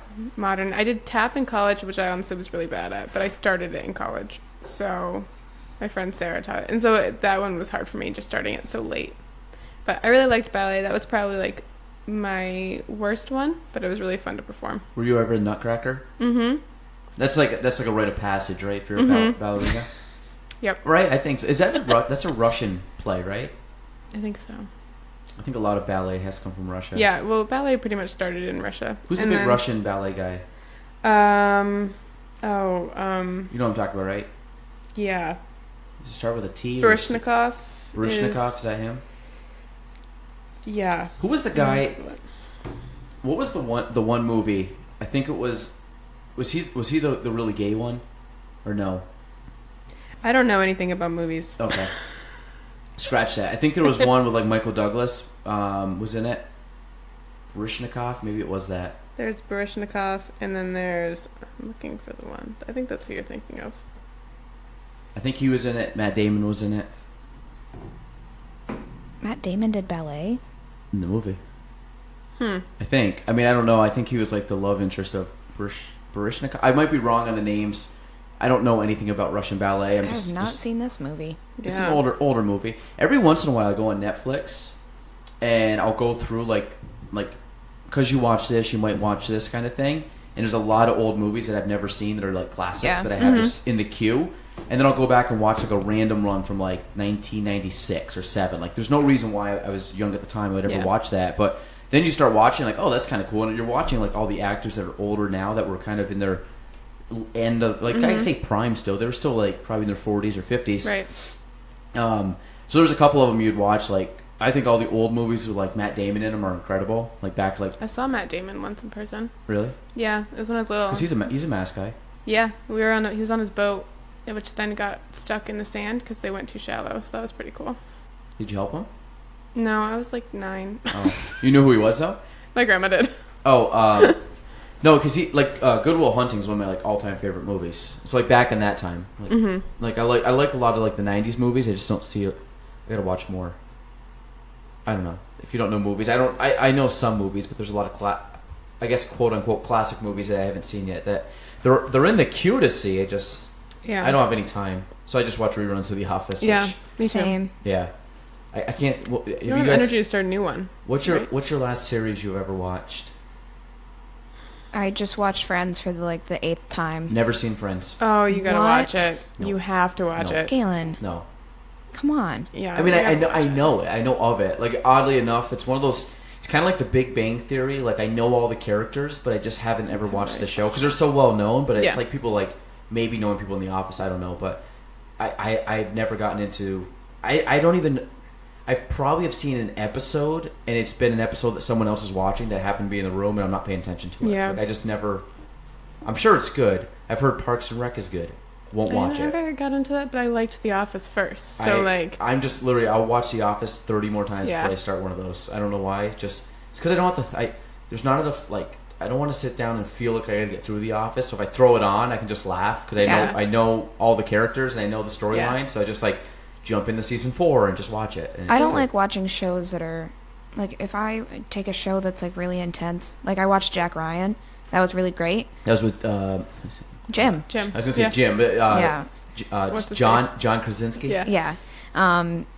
It was a great show, but it was so intense that I watched it all in a couple days because So, like, Office and Friends, I've seen them a bunch of times, so I don't feel the need to binge, but at the same time, they're also lighthearted, and they don't make me feel like there's no, like, ridiculous cliffhanger that I'm like, oh my god, I can't stop. Like, we did just watch the 3%, and that was good. That one was really good, yeah. Really good. Never heard of it. Recommend that one. Good. It's actually... 3%? 3%. It's actually in Portuguese, so there's subtitles, so you do need to stay attention. But you have to pay attention, but... No, I can't do subtitles. It's like... It's very Hunger Games-y.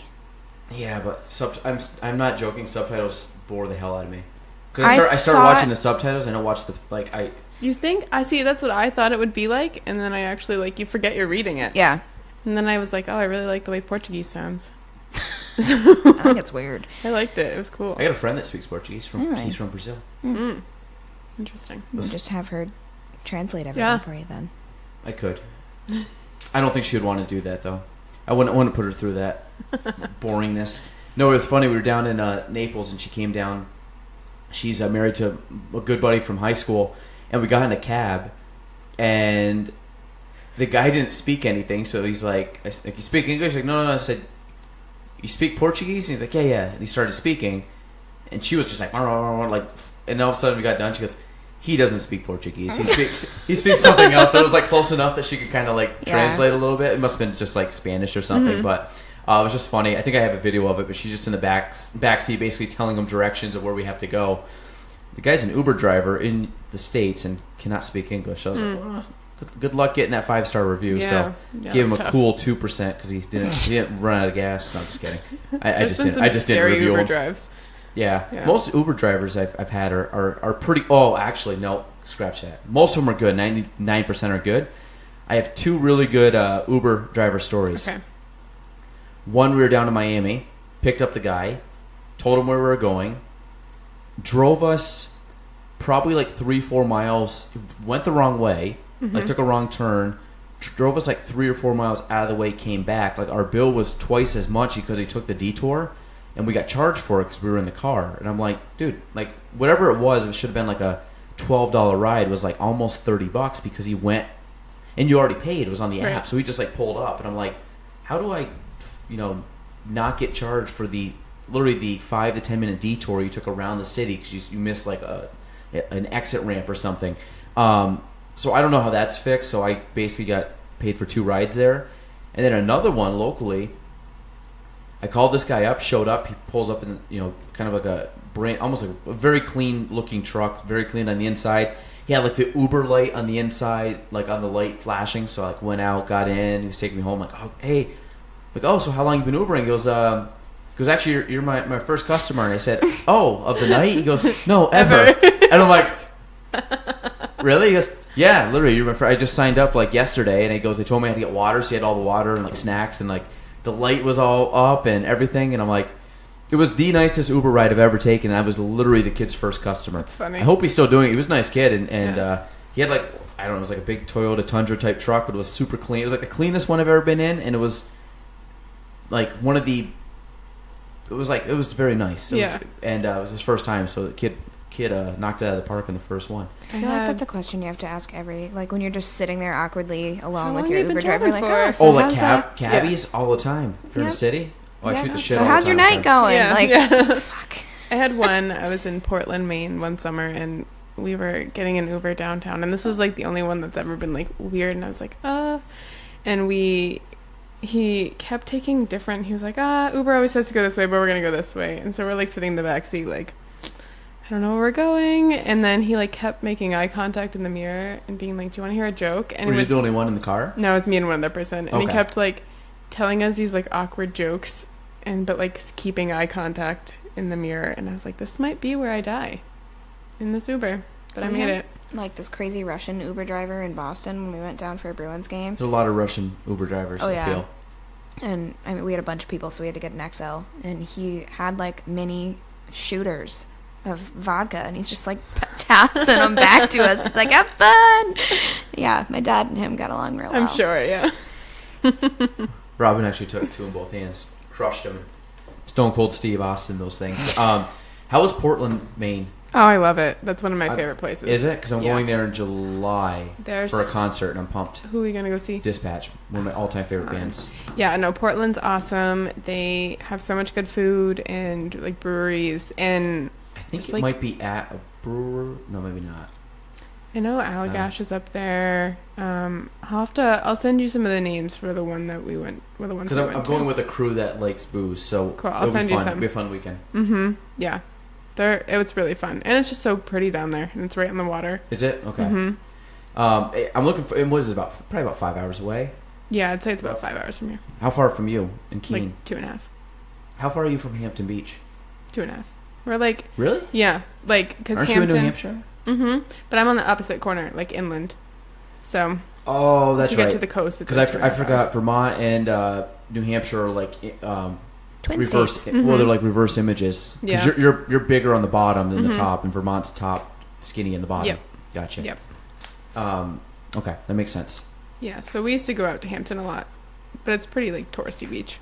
Yeah, I haven't been to Hampton Beach in 20 years.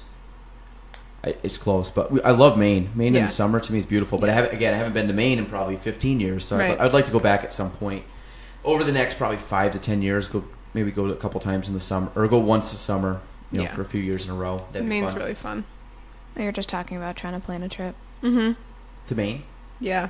I just remember going to, I think it was Wells Beach, Old Orchard Beach. Yep. Yeah. Those are probably like the two easy ones to get to. Yeah. I've never gone up to Bar Harbor. I think that's another Bar popular Harbor's place. awesome. They've got a national park up there too, Acadia, which is really cool. You can like bike or hike through, and it's really cool.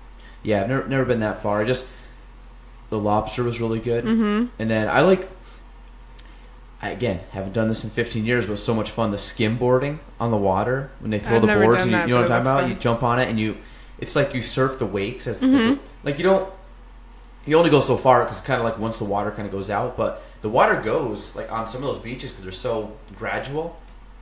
The water probably goes up 40, 50 feet from the shoreline. Yeah. So when the waves go and you jump on it, you can glide for 30, 40 yards maybe, probably before the water comes down. If you do it correctly. I remember I nosedived a few of them, but like it was so much fun. Yeah, I was never very good at that. No, it's tough. But once you got a few where like smashed in the heel, which hurt, or the ankle. But like once you get going on, it's really fun. Like to this day, I would probably be there for like 3 hours just doing that. Cause I think I would still try a little now. kid when it comes to that crap.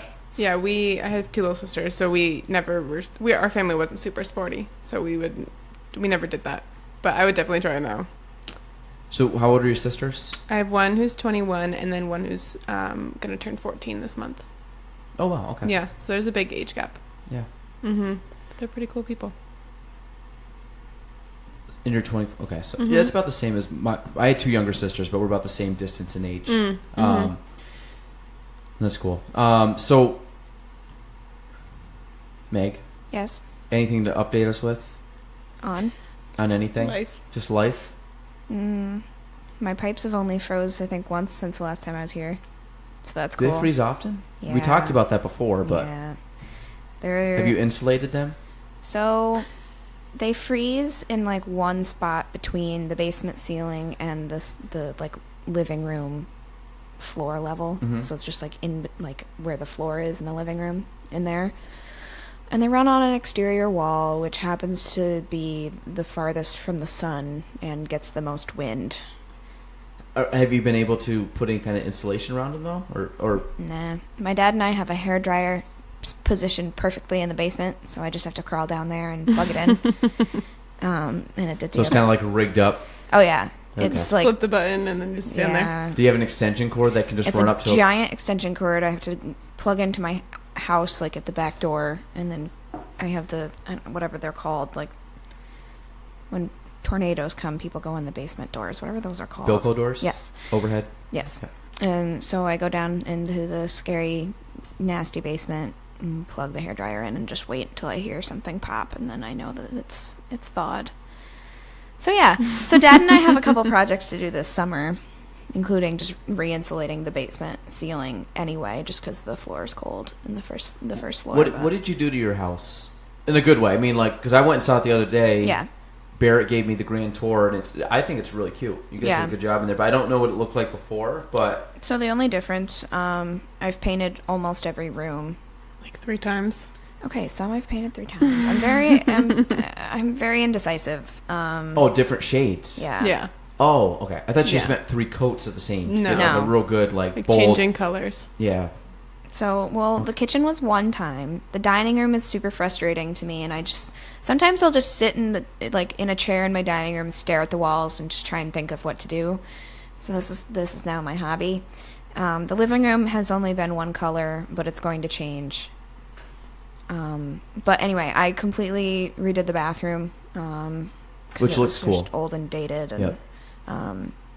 Yeah, when we first moved in, there was no bathroom. yeah. Well, there was a working toilet for a bit. Yeah. So Yeah, Emily was with me for the roughest part Yeah. of the home So purchase. you've seen and the home, though. renovation. I mean, not this week, but you've seen it since Yeah. it's been done. Yeah. Okay. Yeah. Yeah. And then there was just some old carpet in the bedrooms that I ripped up and put New flooring in. yeah, it's like vinyl plank. I thought it was all hardwood. Was that just downstairs? Downstairs and the upstairs hallway is hardwood, and then in each bedroom it's the vinyl plank that looks like old wood. Yeah. Maybe that was it. And I love that stuff. That was really easy to install. Yeah, and other than that, I've just been painting. I have a bunch of construction junk in my garage that I want to get taken care of, so that can become my home gym, because I'm very antisocial when it comes to exercising, and I like to do it in my own space. But every apartment that I've ever lived in lately has been like an upstairs apartment, and I don't want to be doing like burpees on somebody's ceiling. So I'm excited to finally get back to that point. Pop in the Tybo VHS. Yeah, pretty much. Mm-hmm. Turbo Jam. Did you body pump? Did you reside the house? No. It was like that? Yep. Because the outside looks good. Like it Yep. looks like a well put together house. It was a very well taken care of house too. It was built in 1860, and obviously has been renovated since then. But the owner that had it before me is a family friend. He kept it up really nice, Yeah. and I mean he liked. I have a black thumb. I can't keep anything alive, but he used to like have a lot of cute plants and stuff. I just pointed out my Dead plant. flower pot that's been there for a year. I was watering it when it used to be on the table, and then once I started reorganizing my office, I put it up on this shelf. It got And a lot of sun. And Yeah. I put it in a window so it naturally get the sunlight. But funny thing is, plants need water, and that didn't happen. So the bowl looks good, but I just kind of use it as like a dried out thing now. You know, people like dry out flowers and stuff. So now it's just it almost looks fake now, but it's dead. It's very dead. It was a real plant at one time. It had a heyday. One but, time in life. Yeah. See, I've never gotten them to die like in form, just kind of like freeze there They and kinda die. wilt and- They wilt and then they just disappear and die. That's what mine This do. doesn't look too bad. I mean, now looking at it from here, it looks depressing that there's snowflakes coming down behind it. But other than that, it doesn't look bad. I got a weird candle. I got a candle there and a candle there, like the fake Christmas candles that were here when I moved in. Obviously, me moving in, and this is like my rec space. It's my office. Like clients come here and stuff, but I really find this like my rec space. I wish it was bigger, because I think I would just have like my man cave would be my office, which would just be like a podcast setup. It would be like a video setup, a lot better than this, and just whiteboards and just, I don't know, pictures that I like. I got a couple cool pieces of artwork coming too that I'm excited about. I've told you about that, not you, but it's gonna go up there, and we'll see. Nice. Probably in a bigger space soon. That's the one thing I'm not very good at. Art? Yeah. Yeah, I'm also And I bad. used to be super artsy. Like, I used to be able to draw and paint. Like, Really? I was Like, actually good? really good. Do you have photos? No, but I'll find Dig some up? in Okay. in the I used gallows. to love art. I still do. I just don't have the time to do it. But I have a pretty steady hand and like attention to detail kind of thing. I've just never been trained in it. But like if I was to like try to draw, like if you took a picture and like tried to draw something, I could probably do somewhat of a decent job. Not with like a very raw, like trained kind of way. But I think it's fun. It's like a escapism kind of thing. Like I did I used to do a life drawing course, and I didn't say a course. I was with a ex-girlfriend who was an art major. She was very good. I just kind of went along for the ride, and we did a couple like classes and like life drawing, or just drawing somebody. But it was like same thing. Like you zoned out for like 2 hours, and we're just like sketching, and like I just found like I let my mind wander. And it was just like relaxing. So art's kind of fun if you just like put music on and do your own thing. Yeah. I wish I would get better at it. It's kind of like playing music. I wish I could. I would have stuck with playing guitar and stuff, but life happens, and I just don't have the hours to devote to it. Well, that's the kind of stuff that always gets put secondhand. Yeah, because it's a hobby. It doesn't like make you money. It's not like you know. It's kind of like if you have time, you do it, or if you can make time. Like I like reading, but like books on tape take over now. Or well, like audio I have a books. bunch, but I listen to podcasts over books on tape, because sometimes books on tape I listen to them, but I gotta really be in the mode to want to listen to it. Where I'd much rather. I don't do Kindle. I don't. No, I do podcasts. I do driving podcasts. 95% of the time in the car is podcasts, and then I read books 95% of the time, like actual hard copy, like old school, like flip the book, turn the page, that kind of deal. Even to the point where like I still buy books like off Amazon. Like I'll get used books off Amazon, and I'll read them and flip through them, and they end up on the shelf. And I have a shelf that's probably got even more books at my parents' house I still have to go get. So I like reading. So it's just more of I try to read if I can. But like today being Sunday, I'll try to read at some point today if I can. Like even just read for like a half hour, just because it's kind of just relaxing. Just like lay down on the couch or a bed and just read. Do you read, Meg? No, not at all. Looking at Meg's face. Not at all. Do you read more? Do you proportionately? Do you read more or drink water more? Ooh, good question. Definitely drink water more than I read. Okay. But like relative, like a person that like recreationally both are severely reads. slacking. Okay. Yeah. So Meg's a No, illiterate raisin my right now. like hobby, like if you sit down to read, New Instagram bio. Illiterate raisin. thanks. In the nicest way Yes, possible. in the most loving way possible. No, on my Sundays, like I just clean up my house and get ready for the week, do my laundry, and like I'll go peruse around Home Goods for hours. There we go.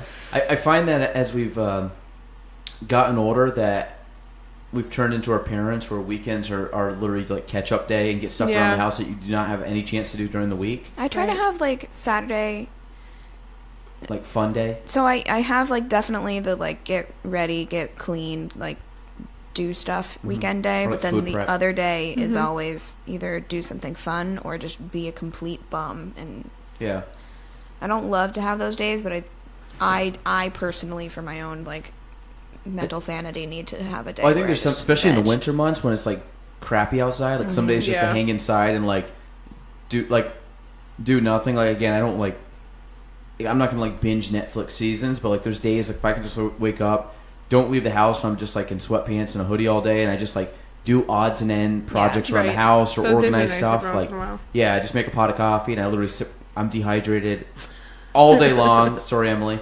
But I'll be drinking like coffee all day and just not leave and walk around my moccasins and just, it's a great, I love those days. Also dehydrated raisin. Yeah. Oh, for one day a week? Yes, 100%. But it's warm and cozy and they don't have to go out in the snow. And summertime does not happen at all because it's nice out. It's so nice out, you can't. Yeah, you try to enjoy the limited season that we have. Right. So, but Emily, do you have any aspirations to move out of Keene or move back to Plattsburgh or do anything like that? If it's like top secret, don't tell us. But no secrets. Yeah, I think eventually I will relocate from Keene. Right now, it's really great for growing. Plattsburgh or just in general to some other locale? No, I would ideally like She's too cool for us. Huh? She's too cool for us. Well, we know that, but I'd ideally like to make it out to Seattle, or like somewhere like Portland. There's a really great school in Seattle called Bastyr. Portland, Maine. I haven't actually been to Portland, Maine. Oregon. I was going to say Portland, Oregon. I haven't been there, but I think I'd really like it. I've heard really good things about Oregon and Washington State. Yeah, I've never been, but I'd like to go at some point. I have family that lives, they're like 5 hours from Seattle. So when Meg and I went to Seattle last year, we saw them, but Seattle was really cool. Did you go to Starbucks coffee place? Yeah, we went to. I didn't get coffee there though. I didn't get coffee there. We took a picture outside. You know what's crazy? I don't think I'd actually go in because I heard the lines are outrageous. And yeah. Well, that's exactly what it was. The line was like wrapped outside. And you know what? There's probably a Starbucks a block away. There is. Okay, so like, yeah. And there's honestly, and there's probably a bunch of little coffee shops that are just as good. Right, and I'm like, so back in Keene, I'm really spoiled. We have 2 local coffee shops that are so good, Brew Bakers and Prime Roast. So I'm really spoiled. I will drink Starbucks, but it's not my favorite. Around here, it's my favorite. We only have so many like coffee places. Adirondack Roasters, I've been to like once, and the problem with me there is I can never figure out when they're open. Yeah, I know the it hours sounds are weird. Yeah, I can never. They don't open till like 8, which is weird for a coffee place to open at 8. And then there's times I'll like drive by and they're closed, and I'm like, right. To be honest, I don't even go there. I've heard some good things about it, but I just never know when they're open, so I don't want to like chance the trip there. I don't know how much it's really conducive to like sitting and having a cup of coffee. Well, the only one I can think of is Coffee Cat, which it's okay. I mean, I like the atmosphere there. Yeah. From a coffee perspective, I think they do a lot of good specialty drinks. The actual coffee itself, I'm not as big of a fan as like I do like Starbucks. Chapter 1 is good, which is in the public library here. Which is wait, I was going to ask you where is that new? They've been open at least a year. Maybe I don't know the exact time frame on it, but I always get the pour over when they go, and they do a good job. It's oh my god, I don't. Chris and Tracy own it. They got a cute little kid who's about the same age as Crew, but they run it, and it's right in the public library. It's a cute little setup, but it's right on the left by the computers. But I always get the pour over there, and that's good. I really love my French press. Oh man, we can really get into coffee here. Yeah, so I have a French press. I have a coffee grinder. I have a coffee roaster. I don't have the roaster. I have a grinder. But it's like a personal roaster. It's not like the big roaster.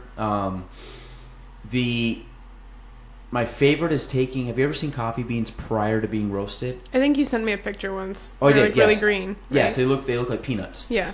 And they're basically they're probably a third or 30% version of a roasted bean. So they look almost the same, but they look like a peanut. They got kind of like the crease on the down the middle, and then you pretty much heat them up. It gets like the little they call them chafes or whatever. It gets basically all the covering off of it.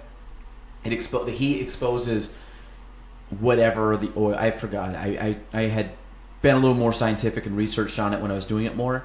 And then what happens is it basically comes out like the coffee, and I think I used to put them down on just some paper towel and just kind of let the gases kind of out of them or whatever. And then I ended up at that point, then you can put them in, and then you can just grind them up and drink it. And it's the best coffee if you can get it freshly roast. Like literally make it, grind it, roast it, or brew it. Tastes phenomenal. But the French press, I think, is probably the best way. I would like to do a pour over. I haven't bought all the material for that. Yeah, I think I'd like that too. I don't think I have the setup at home to do it. And the thing was, it would really only be like a weekend thing, like one of those late, like kind of like in-house days I was talking about. like it would be a Saturday or Sunday where I could just take the time to actually do it. Monday through Friday, no chance. I do it. I don't even do a French press. I do a straight up drip coffee because it's just convenient and time wise.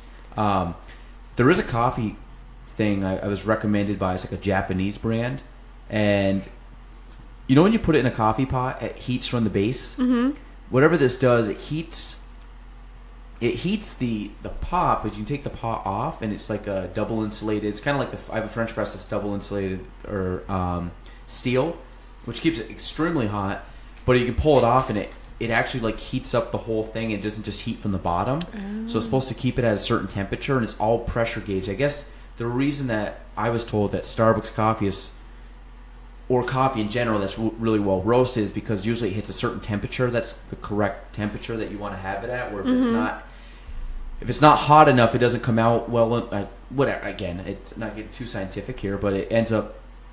I guess the temperature matters when you roast or when you actually drip through.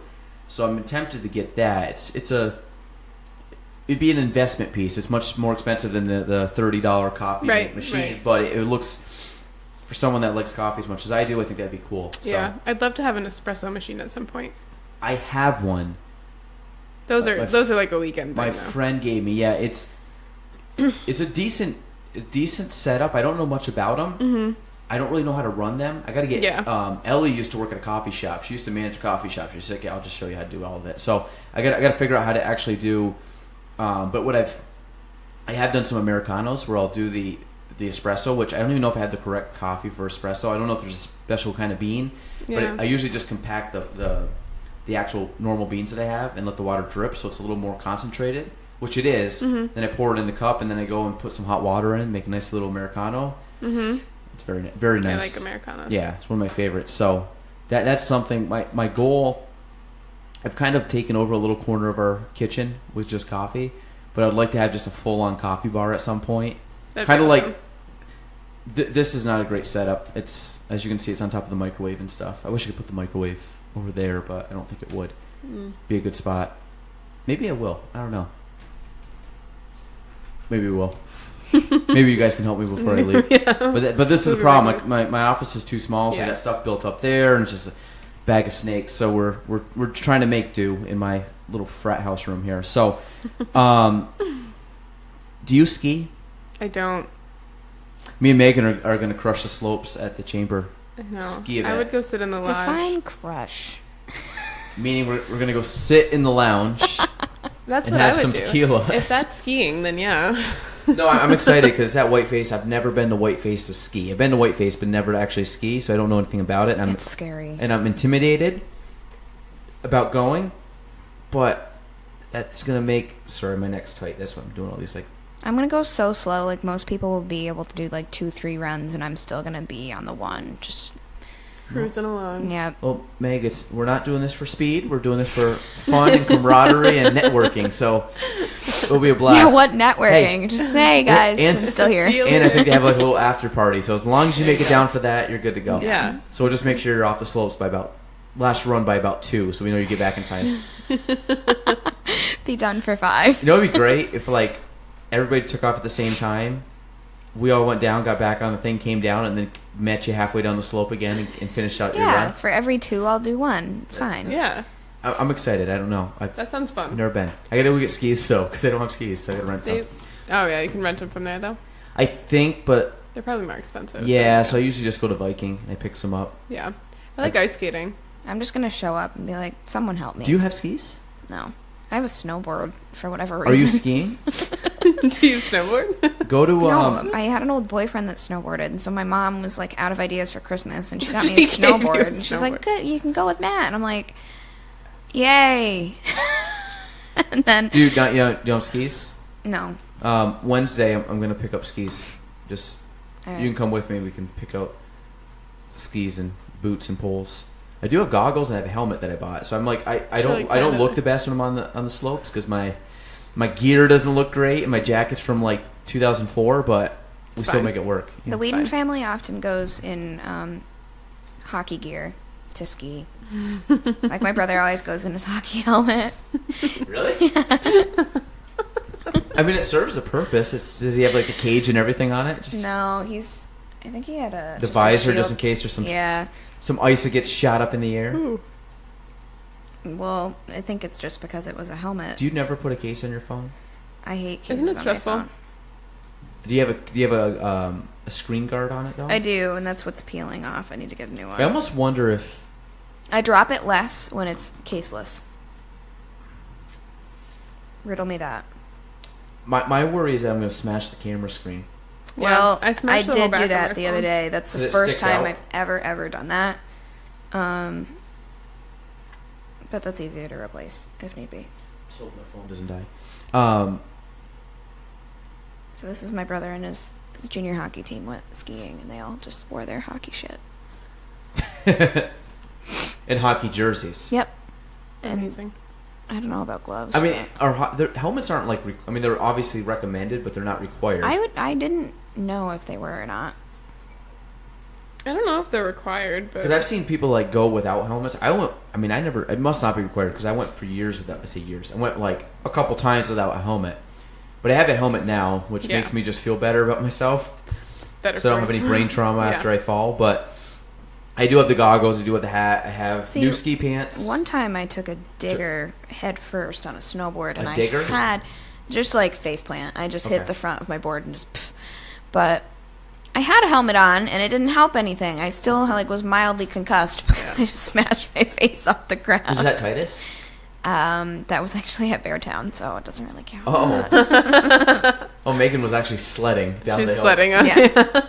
I went snowboarding once with my friend Emma, and it was just bad. I think I just rolled down the. I find it really fun though. It's really fun. I was so sore though after because you used way different muscles than you use for anything else. Oh yeah. Well, I find it's the boots. It's like getting in hockey skates when you don't skate, and all of a sudden you're getting used to because your ankles aren't moving the same way, and you're kind of walking odd.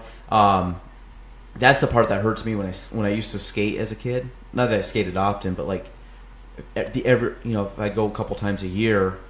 Like my ankles would be throbbing at once you pull them off because you just feel like they've been so compressed and knotted up. And I finally get that with the boots. So finally take off the ski boots and you start walking oh god, it takes a few chances or a few steps to get your feet back under you. But it should be fun. I'm looking forward to it, and hopefully there's good weather. And I usually don't take many midweek trips out not to do anything, so that'd be fun. When is it on Wednesday? Thursday. I'm excited to hear about it. I was gonna say you can come if you want to play hooky and get out of work. So anything else you ladies want to talk about? Why we have Miss Emily here? I don't know. Anything else you want to know? Are you? I mean, there could be a ton that we want to know. Is there? What's your favorite roommate story of each other? It was about another roommate that we had one time that was insane. It wasn't Was this in between college? the two of us. Did you guys live in college, in the dorms? Yeah, no, not in the dorms. Our junior year, we rented a house together with a couple other girls, and it was technically a 5-bedroom house, and I mean this 5th bedroom was a twin bed would take half of it, insane. So my room was actually technically a second living room, but I was never there. I had a boyfriend at the time that I lived with all the time, and so you'd have to walk through my bedroom to get to the upstairs bathroom, which it was just Emily and I at the time, so I didn't give a shit. But so the second semester, we needed to get a 5th roommate, and we found this. Oh, bless her heart. Yeah. But I feel I don't know. I'm trying to think of my favorite roommate story. Just this girl was the most insane train wreck of a college kid that you could ever imagine. Not local. No. From downstate. Yeah, that usually happens. Yeah. And so just observing her, and then just Emily and I just looking at each other wow, yeah, we thought we had issues. Yeah, I don't know. We're pretty chill roommates, so. Have you guys ever lived on your own before? Obviously, well, you have a roommate now, but by yourself, not with parents, not with I have a couple times. Okay. Yeah. I haven't. No. Yeah, I'm the same. I've never lived by myself. I was thinking about that the other day because someone I was talking to was looking for a house, and I was like, "Oh, well, you could rent out half a room." And she goes, "No, I'm not. You never live by yourself." She goes, "It's like a different thing." So, I've always gone from parents to roommates to basically wife type deal. So like I've never had a spot where I've just like been my own like the only person that walks in the door kind of thing. Yeah. Well, even when Meg and I aren't roommates, what usually happens is we FaceTime and we like talk for like an hour, and then we keep the FaceTime going, but the phone will be like down. And like we're doing other things. Like not so really it's talking. basically like we're still living together. But not Oh, so you guys can just hear each other? So it's like a conference call. Yeah, but we're not necessarily talking. Does this happen every week? Usually. Typically, yeah. There was a period where I think it was like 3 or 4 times a week. Yeah. Before I moved back up. Yep. Yeah. It's like, help. So you guys just met at the dance. That's like literally where you met. Like yeah. You came walking in, auditioned. Yeah, so I came in, auditioned. We didn't really talk. We had a car wash fundraiser. And that's when we actually, like, I think, spoke for the first time. And then I, like, came over. You had a few, like, house parties that I came over to. And we watched TV. Yeah. And hung out. Yep. And, yeah. And then eventually it was like, hey. You're normal. You seem like a decent person. I'm going to go rent this house. Do you want to live with me? Cool. Yeah, sure. And then, like. Yeah, and then once you become roommates, it just, like, takes on a life of its own. Yeah. You just, like, by default, you have to be, like, best friends. Yeah. And we, like, balance each other out really well. So. We're similar enough, but different enough. Yeah. I'd agree. Yeah. So. A grape and a raisin. Right. An illiterate raisin. I wish I was like this podcast was big enough because we would make T-shirts that was just be a grape, not a raisin. We could. It's fine. We'll try raisin. We'll try to sling those up. Yeah, once I get my my online store up and running and all that good stuff, we'll add that'll be one of our options. Be a grape, not a raisin. Be a grape, not a raisin. Should be the title of the show. Ooh, I like that. Actually, the problem is I don't add weird titles. I just literally, I'm boring. I go TGTS, whatever number the episode is, or I say episode whatever, and then I put the person's name. So it's easy for people to search. So if you like don't know the person. When I need a clever Instagram caption, then I'm probably just going to message you for quotes. So this is good segue. What's the caption? When I like 99% of my, I don't even put I put captions on my photos, but they're not like funny captions. They're just like. I tend to go for very short, dry humor with my captions. Yeah, you're good. But I find like this is like a college girl thing. Like they put captions on that have nothing to do with the photo at all. But don't get me wrong, like a girl like is trying to make herself look attractive, but then she has some dumb quote that doesn't even match. Like I'm not a quote person at all. But this is a thing though. Like no, but it'll be like some Drake quote that. Is they put a song quote. They put some dumb quote. They put some kind of like lyrical quote. They put a quote about whatever, and it has nothing to do with the photo. And I was told that like quotes are a big deal. Like the quote captions are a big deal. Yeah, like people like the thing just because of the caption. Yes. And I don't. I'm the exact opposite. Like I look at the photo and just like click the photo. Yeah. Like I very rarely read because for me reading captions just takes too much time. So if it's not like a one word thing, like even my own post, I probably wouldn't read the captions. I would just like the picture, which is probably what 90% of the people do. Unless you're a college girl. The queen of captions, you're both going to hate me for this, Kourtney Kardashian. Okay. She's the oldest of the Kardashians. Give her a follow or just look through the pics. She's very clever with the captions. Yes. She probably has a caption writer. Yeah. I wonder who... She probably has someone on the payroll that just comes up with captions for her. Instagram. I don't follow any Kardashian. That must be a job. I don't even know if I can name all the Kardashians. Really? I bet you could if you tried. Yeah. Kim. Yep, duh. The one you just said. Come on. What did she just say? They all start with K's, right? Yes, all of them. There's 5 girls. Which one did you just say? Kourtney. You said Kourtney. So Kim and Kourtney with a K. The one, okay, so you know Tristan Thompson. Which one is he associated with? Yep. They're not all there's Jenner ones too. There's the 2 younger ones that are Jenners.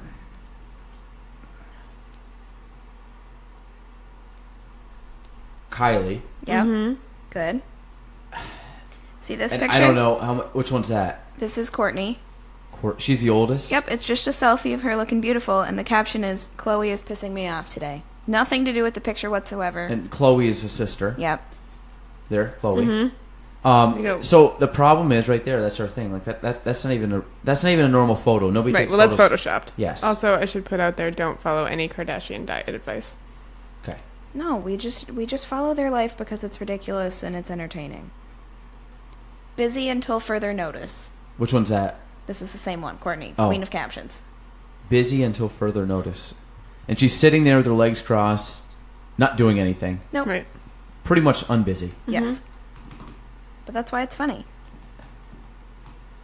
I follow dumb ones like Bob Menery, and you guys ever followed him? He's like a No. sports caption guy, and he just No. just talks filth about like he'll watch like be real videos of like real sports themes, and then he just starts going off on. Which one's that? Co-parenting. Co-parenting. Who's that one? This is her ex baby daddy with the child, and she's just living life. And this is a For recent those photo. that follow Courtney religiously like I do, they know exactly what picture I'm talking So about. is that a? They're not together anymore. Those two people. No. Well, how long ago was the photo taken? Like, this is when they were not together. So it's a joke. Like, we're co-parenting, but look at me looking fabulous laying on the bed in my designer dress while he's off in the corner. Actually, taking care of the kid. Yes. Just saying. It's a beautiful she's great life. with captions. Yeah. It's a Super beautiful sarcastic. That's what I aim for in life. You have a dry sense of humor, but I don't like the caption. I don't know. That's just. I don't even know. I don't think I'm that clever, so that's why. Yeah, that's my issue too. What did I say the other day that you liked? It was an Office quote. The Beats Battlestar. Oh, Bears beats Battlestar Yeah, that's what Galactica. it was. Well, And I was come like, on. If you damn want, it, if that you want should have been Office my quotes, if caption. you want Happy Gilmore, or if you want Adam Sandler Yeah. quotes, I got you covered. But anything above and beyond that, No. anything original, no way, not happening. Yeah, that's my issue. I think My brother's excellent with movie quotes. I don't get it. He can retain any. I got a couple friends like that too. Yeah. And it's a skill. I gotta really watch the show like a bunch of times, and I will still butcher the quote. Some people do it verbatim. I'm like, Wade's what's got that it- from? Like Wade- that movie. I'm like, Yeah. well, I've seen it, but I don't memorize all the lines. Right. So Yeah. But That's usually what my brother's captions or movie quotes. Office though, I can do quite a bit. Yeah, I gotta drop some Office captions on my You really You should. should. That might get more likes on your Instagram. right there. That's it. Got a low Instagram followers, but Which one did we watch last night? We were on the season where they do the 5K for rabies. oh yeah, the Yeah. Michael Scott, Did I sleep through that one? Yeah, I think so. the Michael Scott. No, like, actually, I don't know. Race for the Cure or something, and like the T-shirt's Yeah. like super long. You might not have actually The been... last thing I remember before falling asleep, it was when Jan was spending all Michael's money on his credit card, and she pulls up with her new boobs in a fantastic car, and he's trying to jump on the train to run away from I don't his think you problems. were home when I watched it. He just like jumps up like It takes him forever. He doesn't get on Michael, until you it can't stops. run away from your problems. So when he goes, I declare bankruptcy. He's like, well, Michael, you can't actually just declare. But Yeah. He just screams it. Yeah, you can't just say you declare I bankruptcy. declare bankruptcy.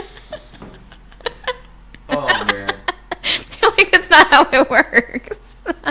My other favorite was when like Oscar's great in the scene, but like remember when he goes and he's like, he goes, so Michael, we have a surplus of money and it's got to be spent by the end of the day, which was like 4,000. And he goes, okay, tell it to me like, like you would tell it like a 10-year-old. He goes, so say mommy and daddy give you $10 and you've only spent $9 and you have $1 more, but if you don't spend it by the end of the day, they're gonna take it back. And he's like, can you now like to a 5-year-old level or something like that? He goes, he kind of looks at the camera, and then it was just like little things like that. Yeah. And then Yeah.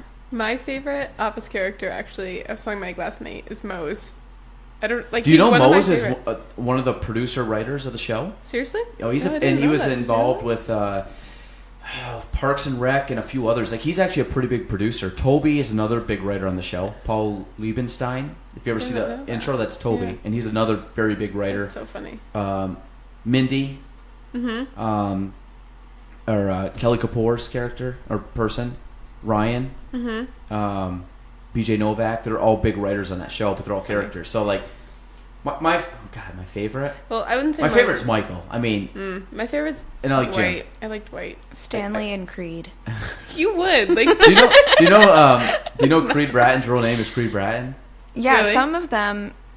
There's a couple of them that have their actual I think names, right? Phyllis is Phyllis, Oscar is Oscar.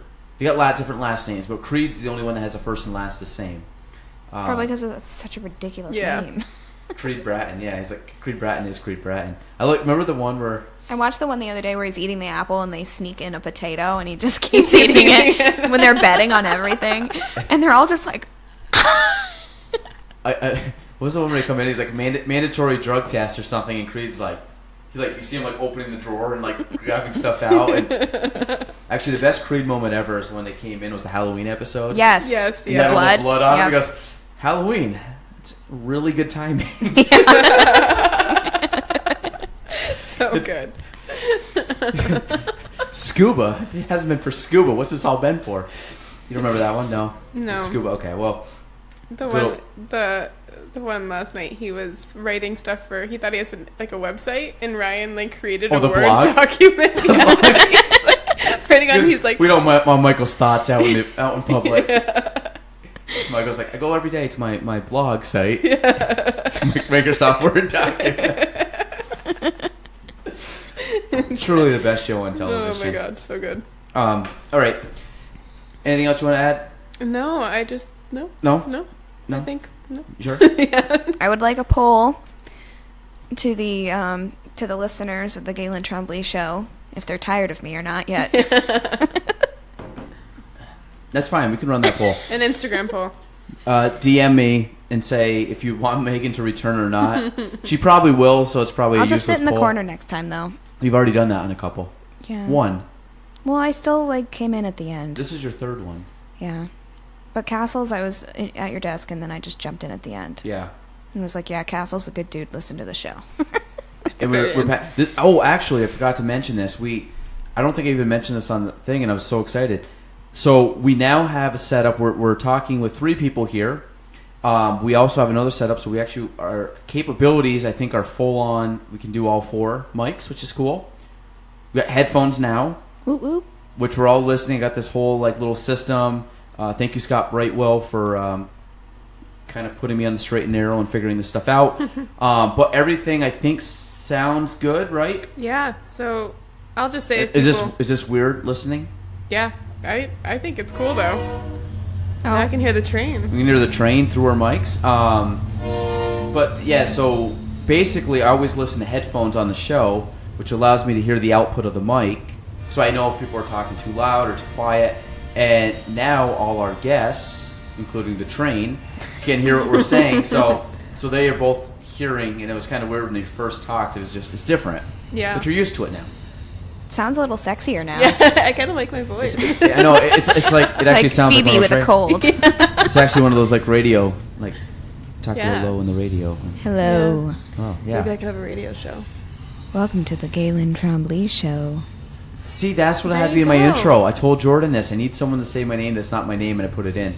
Maybe we'll cut that out.